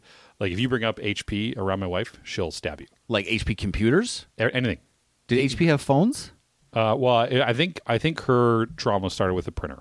Oh. And kind of went from there. So if Nobody you just, likes if you just printers. bring up HP products from my wife, you're duck. It's coming. So her opinions came pre-made. I mean, at the end of the day, they do the same thing. I truly believe that. I'm not a wavering cultist one way or the other. However, I don't like how I think Apple's products are predatory in how they sell them to you and how they operate and how they try and lock you in. Go ahead and sponsor us, Apple, whenever you want. But I think I don't like that. I agree they're more safer than Android. I agree they have better protection. I everything works so well. Like, it's definitely not a bad product by any means. Yeah. But I don't like their entire marketing scheme is built around basically capturing you and locking you into something. With the other products, with the watch you have on your wrist, and talking to the family's phones, like, oh, well, it works so much better if all of your family has an iPhone, because then you can do all of this with your family, and I just they do it intentionally, but the other guys have stolen that. oh, totally, yeah. The other guys, but Apple's the definitely best stole at it, and because Okay. they have so many now. Like, once you go down that path with your pads and your phones, and everything talks to each other, and you can't replace one. That's not Apple, because then it won't work to everything else. And So there's two ways to look at it. There's that way to look at it, Yeah. for sure. The other way to look at it is if you've got this product, the iPhone, and you buy AirPods, they both enhance each other, and so your previous device that you bought is not as stale as it once was, and now it's enhanced. It's even better. Right. You add another thing in, I get it what you're saying, for sure, but it's now even better because you're getting more functionality. you're building between- off the same deck. So you're getting more compatible products that do, things. Yeah. That make them better, which I like. I like that part of it. But man, is it hard to get out when you do that. I completely can't get out, yeah. I've tried 3 times. But the problem is me and my wife. So I'm like, okay, let's try a Samsung phone. And so I got the Note 2. She got the S3. Mm-hmm. And back then it wasn't as bad because we weren't as deep in Apple back then. But it's a hard switch. Yeah, To just change. It's not easy. It's not an easy switch. And then she's always had an iPhone since then. And then I made a choice with an S8 Note 8 a little bit later, but then the Google Pixel. Pixel 5, yeah. And the Pixel was a really tough one because I'm like, well, if I do that, then I can't really use my watch other than just looking at the time. Because Google does the same thing. Google locks in all the Google stuff. Yeah. Right. Yeah. What's nice is that you can do most of the Google functionality on your iPhone, just like you can do it on the Samsung. Yeah. But you can do most of the functionality on the iPhone with the Google apps per se. Yeah. Which is nice. Which Google Pixel did you have? Because you had a Pixel as well. My last one was the 4A because I wanted a smaller phone. Okay. Because the size was bothering me. So mine was the 4A. My wife just got. Hold my phone. Is that too big for you? The difference is yours is thinner. Yeah. Width wise. This is about Can I as big hold as that I up would. to mine? This is about as big as I would want to go. Okay. So mine's skinnier and longer, Yours and yours is fatter and shorter. And I think I think my wife likes the skinny, longer one. You think so? Yeah. Well, your wife told me she likes the shorter, fatter one. So Well, she kind of actually, yeah, hers is shorter and fatter. That's true. you know what? Yeah. Like I would think this is a little too wide. To be honest with you, if I could have this felt wide. iPhone shorter or wider, less wide, I would like that. I like that the hand feel of that one. So that whole thought pattern is to why I went to this. Hold on, ready? Oh, folding phones. That was my snap of my closing my phone. The fold down phone on Samsung's Fold. Now rate the software. Okay, I'll give you my software rating, Sure. and then you give me your software rating because you haven't had an iPhone in a long time. Yeah. But it's that's tough. Okay, it's iOS is number 1. Yeah. Just because of the integration. Then Google Pixel for me. Yeah. And then Samsung. I really like the Google stock Android feel. Whereas I think every other company, and this is where Android kind of loses it a little bit. Yeah, because everybody has their little 2 bits they throw in. Everyone has their own skin. Yeah. And it's always just a bit different, which is fine. I mean, if Google could guarantee, and that's what Google does it, right? Because they can guarantee the experience now, just like Apple is, right? We can guarantee the experience that you're getting on this phone and that you can get it exactly the way you're expecting it. Whereas with the Samsung, it's always just a little different. And that's not just Samsung. I mean, it's everything outside of Google Pixels. It's a little different, right? Because again, the Xiaomi's, the Motorola's, the whatever, the LG's before they shut down their division. Yeah. It's always a little different. The skins, right? Yeah. And so you don't know exactly what you can do on your phone in the do you find that you're up to speed with the features on your phone? On this one, not as much, because this is I fell back to Samsung. I had the Google before. To go back to your first question, I would agree with that. It's probably iOS, then Google, then Samsung for my top three. Okay. Because that's why iOS is good, is because they put a lot of time and effort into their software, and it speaks super well to everything else. And if you know how to work an iPhone, you know how to work an iPad, you know how to work an iWatch, like everything, just know it's already pre-built in, right? Yeah. Where not necessarily the same when you get into the other companies. So they are better at that for sure. Google's good at it. Google's too, very good because Google is Google, and they have the same problem where they can make Google talk to everything and do everything. So I want to just say it again. I loved my Pixel 5. Yeah, I enjoyed mine too. Loved it. It was such a good phone. Yeah, my wife went back to the brand new Pixel this year. When I went to the flip phone, it's strictly because I wanted a better form. You use Google Messages though, right? Instead of Samsung Messages. Yes. Oh yeah. Yeah, because Google Messages is heads and shoulders. Yeah. I don't like any of the Samsung skinned apps. Like I don't like any of them. As we were talking before, I pulled mine up and I went to the little Samsung box. Yeah. Which I have buried, and I don't use any of them. Yeah, because it's like the Samsung Internet, the Samsung Messages, the Samsung Notes, the Health, the Samsung Members, Smart Things. Yeah, I don't use on my iPhone. You may notice I use Google Keep for my note taking. Yeah, I love Google Keep just because I love the layout of it more than Apple Notes. In fact, you can see that 3 of my apps right there at the top are all Google apps. As are mine. Yeah, Keep Notes. I'm really big fan of that. My only wish is I wish there was there is one on that phone, but there's not a Keep widget on the iPhone, unfortunately, which I would like to have. So let's talk about my top 5 reasons iPhone's better than Android. Are we starting the top 5? Yeah, we're going to start the top 5 because top 5. All right. Because it leads into the discussion a little bit better why I think the iPhone's better than Android. Walk me through it. All right. Number 5, OS updates. Okay? Google actually gets a close second place here. OS updates. The Apple iPhone 7s and some 6s still get OS updates on this thing. So they're still getting some features that most people are getting. So what I'm saying is there's a longevity to the device that sometimes the Samsung and Google doesn't get. Because Google, for a while there, was advertising 3 years of updates. They're advertising a little bit more now. And Samsung, I think, just changed it as well. The reason why I like it better on this device is, Google is the same. So they're both tied. Google and Apple's the same. Because when an update comes out, it comes out. Boom. That's drops, it. Done. Goes. Yes. Samsung, well, now, or even Xiaomi or whatever, OnePlus, now we've got to take the time with that update when it comes out. We've got to figure out what our skin is going to do on it. And half the devices don't get the updates for a long time.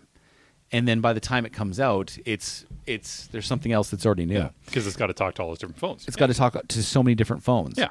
And when there's actually statistics about people who update their OSs, and Samsung's like in the 20s percentile, like of people who update their OSs, whereas Google and iPhone is in the 90s. Yeah. So OS updates. What are your thoughts on that one? Do you believe in the rumor that iOS updates their old phones to intentionally slog them, to make them slower, to try and push you into buying a new phone? I don't. What I do believe is that they did do a certain thing where they clocked okay, sorry. Yes and no.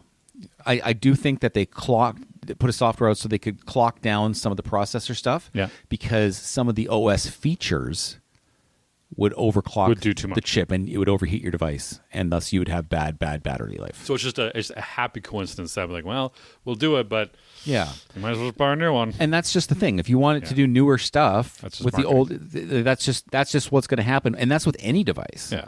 It's not just an Apple device. So they were trying to do a convenience thing, and Just also convenient. That was the conveniently consequence. gets them a new. Yeah. Yeah. So that, I mean, yes, that. but And if you don't update, truly, it is a security problem because they always hack like the last 3, and if you don't keep it up, then you're going to lose all and your that's stuff. with any device. Yeah, any device, period. Yeah. Always update, you guys. Always update Be your safe. phones. Be safe out there. And on the look internet. at play with your new features, man. Yeah. Jeez. Play with your girlfriend AI features.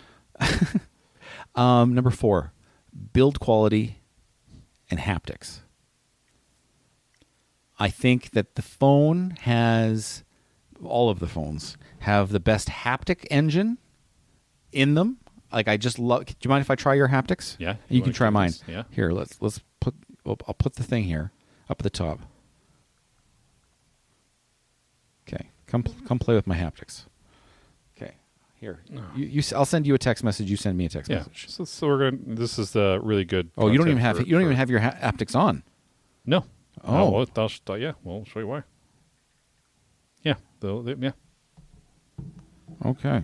Yeah. I like Google Messages. I miss Google Messages. It's big fan.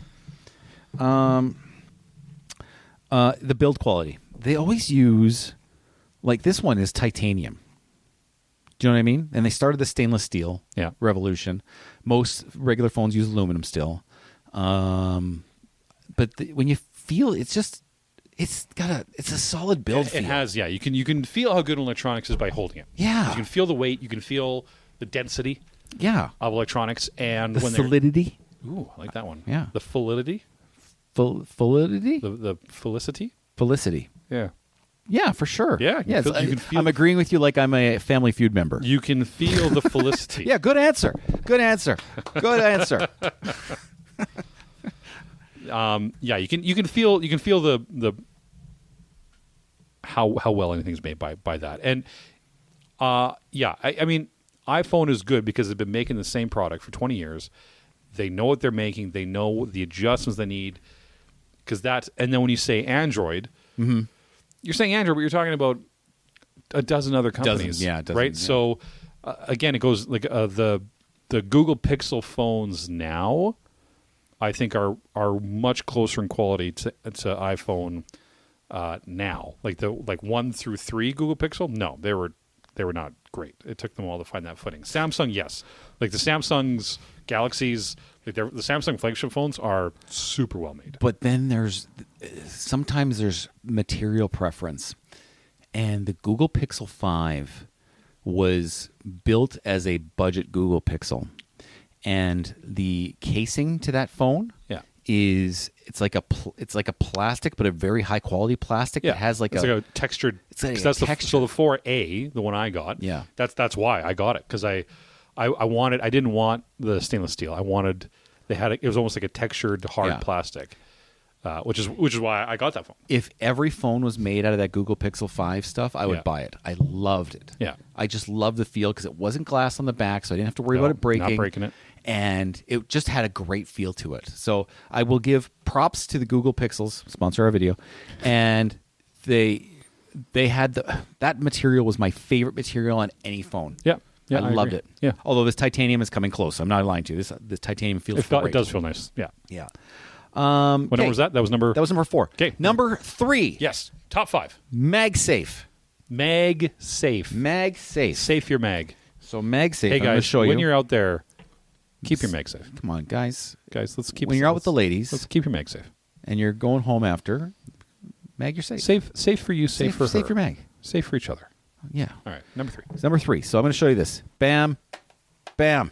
Yeah. Oh, It's a magnet that goes right onto the. Feel how solid that is. Right onto the back So of the phone? I put a ring grip on the back of the phone via magnet, and so you can hold it like that, and it just stays That's on. the finger loop. It's the finger loop. The finger loop for the back of the And phone. I never used it before until this company sent it with me for free. But MagSafe, in terms of, I always hated it when I put down my phone to charge on a wireless charger and it didn't line up right. And you're like, Yeah, you got to play with that little magnet play crap. with it. You got to play with it. They put the magnet in, and you have a MagSafe compatible charger. Boom! It just magnets right in. Yeah. I've got a wallet that I put. It's MagSafe. I got my 3 cards in there. Bam! Throw it on the back of my phone. 3 wallet. Way you Wallet go. never falls off. It's never fallen off in 2 years. So number 3 is magnets. It's magnets. Yeah, magnets are great. Yeah, But Samsung hasn't picked up on the magnets, and I don't think they can because it's No. probably patented right no, now. well, I do the base the wireless charging, and I'm You have to fiddle with it a little bit. fluffing around with it. Yeah. right? Yeah. I'm doing my Love- Felicity shake. Love the MagSafe. Big fan. And then they've also got so they got chargers, they got wallets, they got easy grips. They've got in my car, I've got a car stand. I can when I use the CarPlay, I can just throw my car or phone on the boop and attach it to the car, and it just magnet stays there. It's so nice. Yes. MagSafe was one of the coolest things they've added to the phones in the last couple of Okay, years. so Big fan. To me, that sounds like that should be 1. If 2-in-1 gets you more as excited than 3 does, I'm excited now for 2-in-1. Okay, you're not going to like 2-in-1. Oh, Number 2 is iMessage. yeah. Okay. Okay. Yeah. So, All right. So iMessage it's a big one. Yeah. But it's going to change next year, or this year, I should say. So let's talk about why I like it a lot. It gave Wi-Fi messaging, and I'm not saying that Android doesn't have this. It's just they don't Right. have Yeah. it with each other. Yeah. So it gave Wi-Fi messaging with amongst iPhones. So you had leads into number 1, which is the ecosystem. But it's Spoilers. Ecosystem of products that can use iMessage with each other. So Google still hasn't perfected using messages on a computer. You have to go to a specific website and log in with your phone, and then you can use your computer to send messages. It's Yeah. kind of a pain in the ass. Whereas mine, I just open up the Messages app, bam, it works. Messages work on here. They all sync. Yeah. I can send Everything messages from my watch. Yeah. iMessage just syncs and works, and all the things work. Yeah. And all the fun little features work across devices. Yeah. It's just that's probably the hardest reason why people can't get out of That is with Apple is iMessage. and it connects to your family units, right? You have Yes. your family unit all in the same Exactly. thing, and they all talk and they all do their thing together. Yeah. But because of the EU, thank you, EU, Yeah, good job. they are now bringing RCS, rich context messaging or whatever it's called, to iPhones. Yeah. Probably in June. I love it. Or probably in September, actually. I love it. And so that means a lot of the things that you enjoy on iMessage will now be enjoyed cross-platform For everybody. So iMessage to Android, Android to message. Because I'm telling you, there was nothing worse than a green bubble friend. You during our last production, we had group chats. Yeah. And you hated it. Yeah, everyone. Because it wasn't on your iPhone. You were the one that was ruining it. You're the only green bubble guy. Yeah. Yeah. You really didn't like it. Ugh, it's terrible. Then you get, because if you liked something, like Tanner liked it, it sent me a message saying Tanner liked the message instead of just giving me a thumbs up like I could get.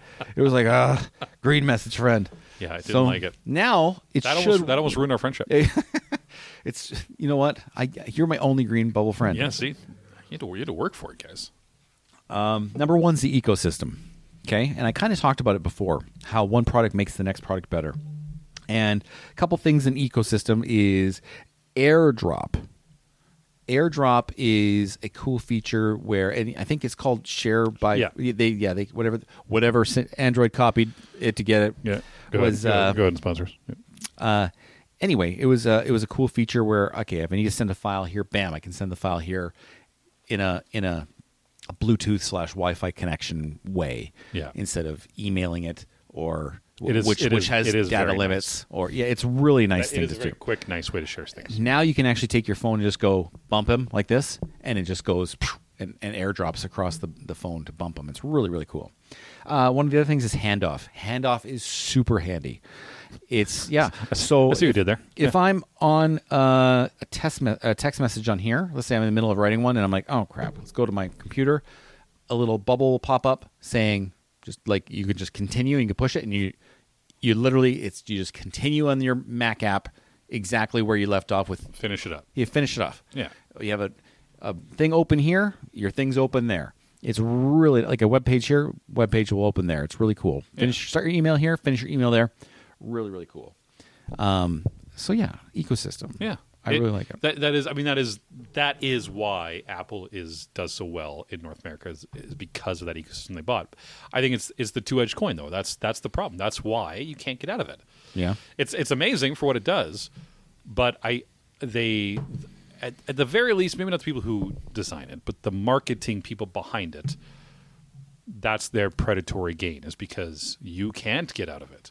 And look at all you're giving up to not be with us.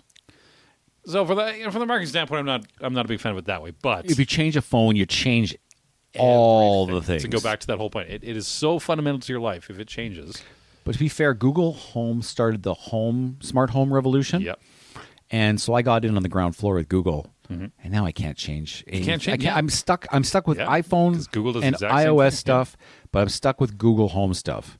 They're all great and they all do good things. Yeah. But for that fundamental reason, dog, I'm out.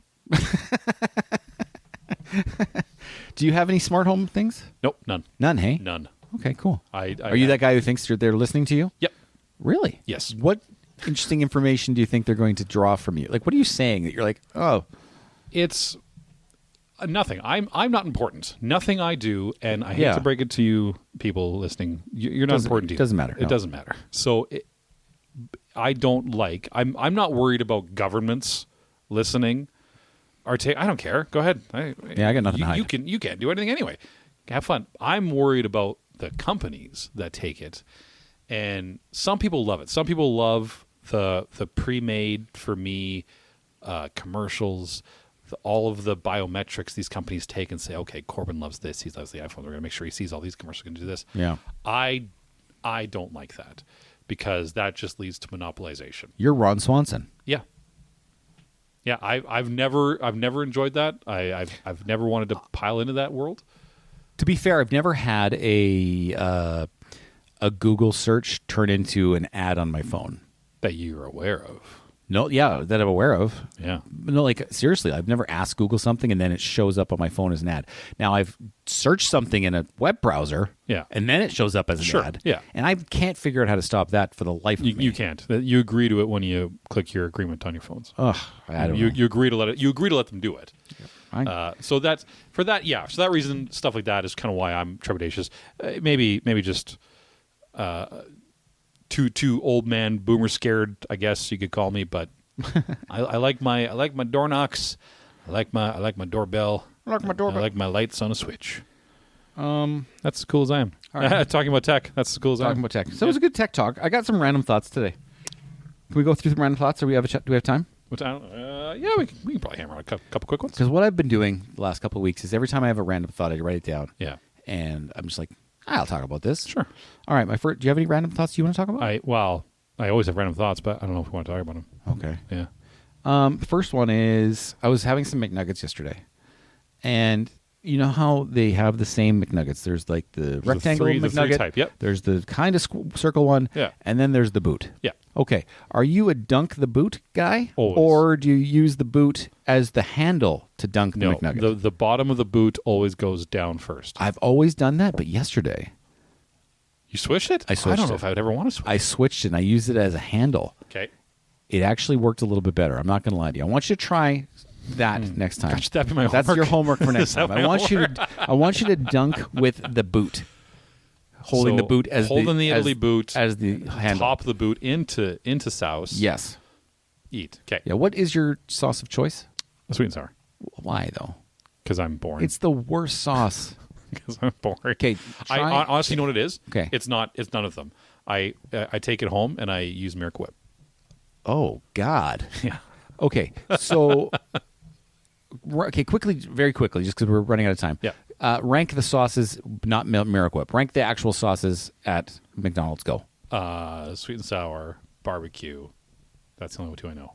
Have you tried all of? Can you have all of them or no? No, What I can't had you the eat? Szechuan back when it was a thing. That was a long time ago. That was a long time. How what can you not eat out of these ones? I don't know what the other ones are. Hot mustard. Too spicy. Okay, it's not spicy at all. You need to try it. It'll change your life. It's amazing. Okay. It's probably the best sauce they have. But are you allowed to eat honey? Yeah. Okay, try a McNugget and order honey one time. Like just straight up honey. Yeah, they'll give you honey packets. Okay. and honey on McNuggets is Really? Ooh, it's tasty. Really? Yeah. Okay. So try the hot mustard. Try the honey. Okay. Okay. So homework is Okay. hot mustard, honey, and use the boot to And dip. the boot to dip it in. Yeah. Okay. Okay. Yes. Okay. That's one question. Okay, so football. We're going to go back to football. So football playoff game. We're watching it. Okay, and the game ends. And what happens at the end of the game is all the players and coaches come to the middle of the field and they start like handshake and hugging and Yeah, loving. as they do in most sports. There are 53 players on each team. 53. So okay? sorry. So then there's 106 coming out to the field. Plus coaches. Okay, that's a lot. 53. Okay, put this way. Yeah. And they're talking to each other like they know each. There's no way I would know if I was there. I'd be like, go into the middle of the field and some guy walks up to me like, who the fuck are you? Like, I have no idea who you are. Yeah, but you probably do though. Like they're at work, right? So I recognize I'm a football fan. yeah. Okay, like a fan for Yeah, you years are. and No, years and years. I no doubt. And yeah. I recognize 10% of the whole of the players Yeah. by just face or whatever Yeah. because they're always wearing helmets, right? And then when they take their helmets off, you can see them. But 10%, there's no way that these guys playing know who every single guy is, and they're like blah, blah, blah, blah, talking to each other. I'm like, how? What do you think they're actually saying? When they do that, is it just for the like they're doing it for the because the NFL says they have to? They better be introducing themselves. Hi, my name's Bob. Yeah, I'm John. Nice to meet I'm you. the guy that sacked you the other. Yeah. Yeah, sorry about that. Yeah. That's what I don't know. I'm just like, there's no way these guys know each other. Because in baseball, it's just a quick handshake. You say, "Yeah, good game, good game, good game," and you just walk away. There's But no conversation. but you know everybody in baseball. Yeah, 'cause there's like 12 the people. teams know each other, like 100%. Like they might not know the early guys that just came up, but if you played in the league 2-3 years, everyone knows you. Yeah. There's no way these football players know each other. There's no way because there's one guy who plays on special teams 10% of the time. He's never near anybody. They're wearing helmets the whole time. They don't know who you are. So maybe he's the only, maybe he's just like, "Hey guys, what's going on? I'm Tom. I can hang out with you." And they're like, "All right, yeah, don't talk to us, Tom. We're just gonna shake your hand because I'm on camera, but Yeah, fuck you." I don't know. I don't think it's regular conversation. I think a lot of that's just for show. And then I would love to hear what they're actually talking to each other about. I was walking down the street the other day when it was warm, before it got cold. And it was in the mall. And this one guy called the other guy a piece of shit. Oh. Okay? Yeah. And then the other guy called him back a shitbag. Oh. And it got me thinking. I think shitbag is the worst. Yeah. Is the worst insult. Yeah, I 100% agree. Because you're not a piece of shit. You're the bag. You are a full bag of shit. No. You're the shit bag. You're not a bag of Oh, shit. sorry. I see what You're the bag that holds the shit. Yeah. That's worse than being the shit itself. You're the guy who's got to hold it.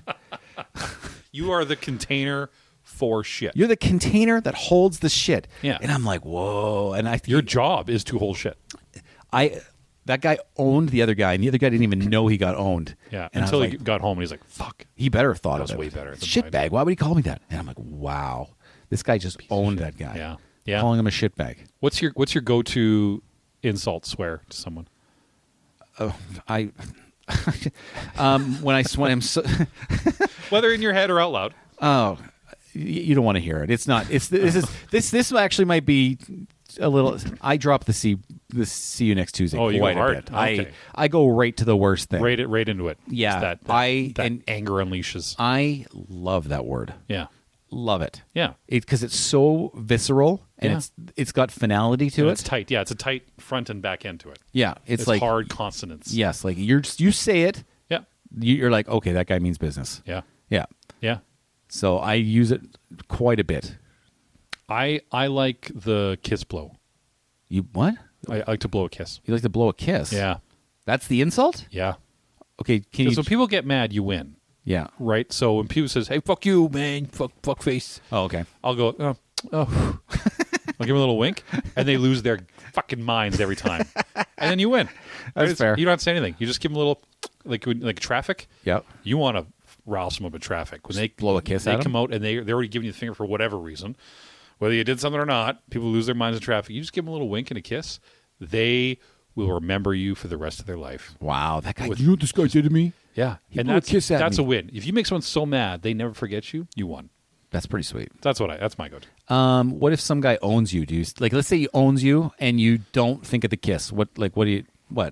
I mean, you got to respect game. Like if they Yeah. come in and they beat you at it, you have to have the wherewithal to know you got beat and say, "Yeah, that was a good one." So I don't give them the old apology wave, like, "Oh, I'm sorry." I don't get beat very often. Just like I think you don't get beat very often. Not very often.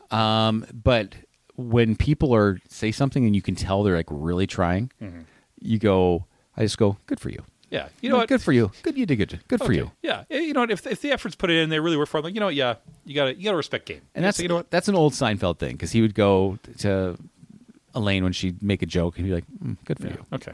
You did good. Yeah, So fine. that's my other one. I like that. I like those random thoughts. Yeah, I like random thoughts. We don't have a guest today. No guest As today. I'm sure people notice, we usually like to ask our guests whence they're here. We like to ask them what helps them cope and walk us through their mental health journey. Corbyn, you and I have already kind of talked about that, but what recently? Have you done anything recently when it comes to that coping mechanisms? Or something you tried new or not, or things working? Where are you at? You know what? After, and this is probably similar to yours. This is a true story. After New Year's, for a good week there, I was like, okay, it's a commercial in my sports game. So first off, it's sports. I just bury myself in sports. Yep. I think everyone knows that. Yeah. I love sports to the end of the time. I'll watch almost anything. Yeah. But in between, I'm like, okay, it's a commercial. Okay, I'll try to do some push-ups and sit-ups. Okay. Try is the optimal word here. I'm not good at it. I'm very it's like the sit-ups went and blew me a kiss. Actually, I'm terrible at sit-ups. I'm pretty good at push-ups. Okay. Yeah. So that's about It's it. those calves. Yeah. So and you know what, honestly, I don't even know if that's coping. I'm not even sure it's a coping mechanism, but people say it is. Yeah. I don't know how, but People. I found that I hated myself more when I did it. So working out's so terrible. Because you know why sit-ups suck? It's because you lay down and you're like, oh, this is nice. And then when you sit up, you're just looking at your body and you're like, fuck. Have you done a sit-up lately? No. Okay. For that reason. Oh, okay. Homework number 2. I want you to go home and do a sit-up. You Ugh. don't have to do more than one. You can just do Okay. one. Yeah. Mine ended up being curl-ups because I couldn't make it up. Yeah. Yeah. Yeah. And I'm not sure if that was the physics of my body, like just how, like, was there Yeah. impedance there, or Well, time's a factor, right? you know, I'm like, oh, I guess I'm doing a curl up.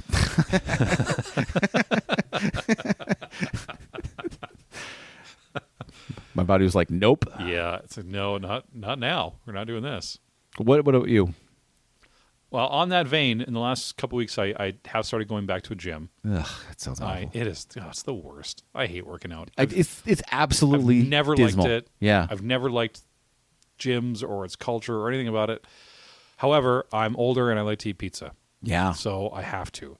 And every therapist I've ever talked to, Says go work out. That's without fail. I'll tell them all different things that are bothering me of the plethora, and not one says, it doesn't fucking matter, man. They just say, yeah, but then go to the gym. Yeah. And I hate it. I'm like, I hate the gym. It's like, yeah, I know, but go to the gym, man. It's like shit. I went to, this is a true story. I went to a gym and it was called 9 Round. Okay. And the concept behind 9 Round is that you do 9 Go ahead and sponsor us. 3-minute interval training. Okay. So they have an exercise, do it for 3 minutes, move on to the next one. And I said to myself, I'm like, 27 minutes, I can do anything for 27 minutes. Sure, it's nothing. Right? Yeah. And after the exercises, after you're done your 9 rounds, they have a bell there, and it says right on the wall, ring the bell if you had a good workout. Ring it twice if it was a great workout. Ring it 3 times if it was an amazing Calm workout. down. Okay? Calm down, right? And so I am doing this 9-round thing, and it's awful. And I get done, and she goes to me, and she was really into it. She's like, okay, now ring the bell. And I go, what? And she explains it to me. And I'm like, listen, I don't think you get this. I hate everything we do here. I don't think you understand. This is miserable to me. I didn't have a good workout. I didn't have a great workout, and I sure as shit didn't have an amazing workout. I ain't ringing this fucking bell. Yeah. Like, no. I'm not having fun here. So I don't want to be here. I refused to ring the bell, and she didn't like that. Well, yeah, her whole life identity is built around this fucking bell. Yes. And you're like, not only do I not want to touch your bell, I don't agree with anything that you I don't do in your agree. life.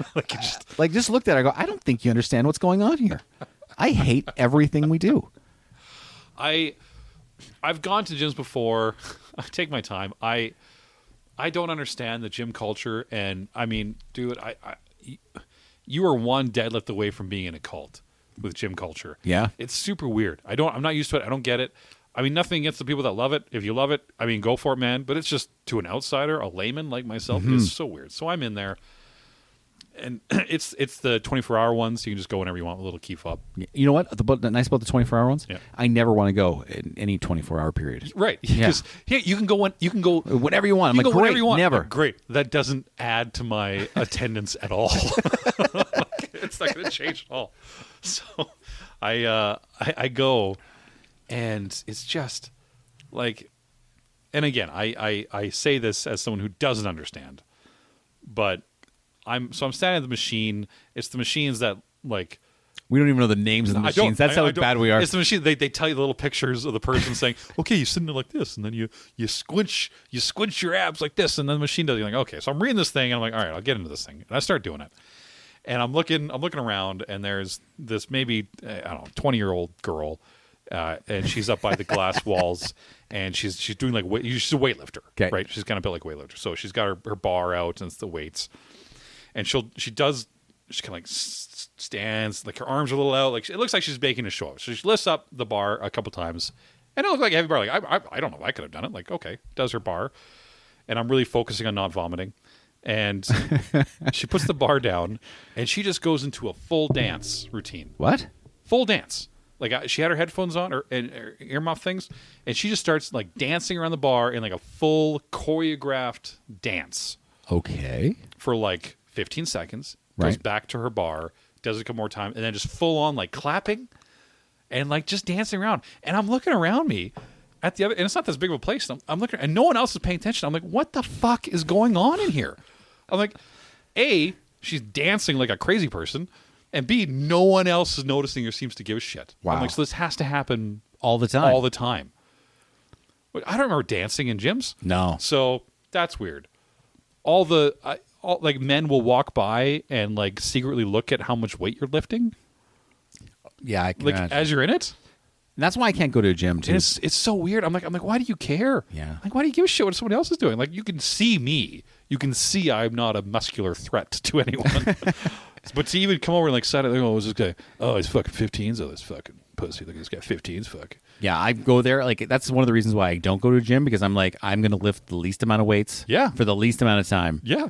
And I'm going to be embarrassed either way. Well, I mean, I don't get embarrassed. I'm genuinely intrigued by this super weird culture, and the quick-witted asshole in me wants to make fun as I'm there, because I'll start to play with people because I get bored, but I can't, because I can't breathe the entire time I'm there. So I got to focus all my attention on breathing. So that's what I'm doing. I'm trying it. Did you buy a membership? Yeah, I had to. I did my to free a 24-hour gym. I did a 6 month was the lowest you could get. Did your wife encourage you to do this? I wouldn't say encourage. Okay, she then supported me. She's like, yeah, you do whatever you want. She's like, have fun with it. If you do it, because my wife's in great shape and she's and everything she does is wonderful. But like she does the yogas and her own thing. Like she maintains her perfect 20-year-old figure. Now we're well into our 30s. So I don't know how she does it. I ate a piece of cake and my calves jiggle for 2 fucking weeks. So that's why I'm doing it. I will say there is that, now I've done it for a couple weeks.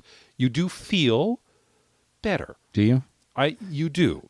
Well, I'm always sore. I mean, like yeah, that. you're not physically. I mean more like you do feel more mentally better leaving the gym, because you feel that accomplishment. So I think that's what they're pointing out. My body is sore every day for the last 2 weeks, so I feel nothing good there. I don't want to go back, so it's kind of in that weird thing. I'm making the upper part of my brain is making myself do it when the rest of me just wants to sit in a cave and eat chicken nuggets. So that's what I'm trying. That's where I'm at for my go there. Yeah. Yeah. That's kind of where we sit. I worked in a national park. Yeah. And I had this girl who would come to my my room weekly multiple times. Okay. Okay. Yeah. And she'd say, "Hey, listen, I'm doing this hike today. Would you like to do this hike?" And I would say to her every time I'd say the same thing. I'd go, "Okay, well, show me where you're going." And she'd go, "Okay," and she'd point up the mountain. "I'm going up this way," and I go, "And then what?" "Well, I'm coming back here." I go, "I'm already here." I go, "I need to go. I'll wait for you. I'm done. We can hang out after you do that." I just did it. Yeah. Yeah, none of that. Like I don't have to do any of that stuff. Tanner, this was a good podcast. And how's your mental health this week? Is it good? You know what? This week I'm good. I was looking forward to coming and seeing your face again. Yeah, me too. Yeah, it was it's really good. good. I'm feeling good too. I had a good week, except for when my football team ripped my soul out. Well, let people know where we are. Hey guys, check us out on Radical Apathy Podcast on Facebook, at Apathy Podcast on Twitter. We aren't on Threads yet, but we hopefully will be. And then check us out on all the available podcast options. Yeah. Apple Podcasts, Spotify Podcasts, Google Podcasts, Amazon Podcasts. Yeah, give it the likes if that's the thing you want to do. Yeah, like it, don't like it. At the end of the day, yeah, we don't care. We don't care. We don't care. So it doesn't matter. Have fun. Don't have fun. It's up to you. Okay. Take Love care. y'all. Bye-bye.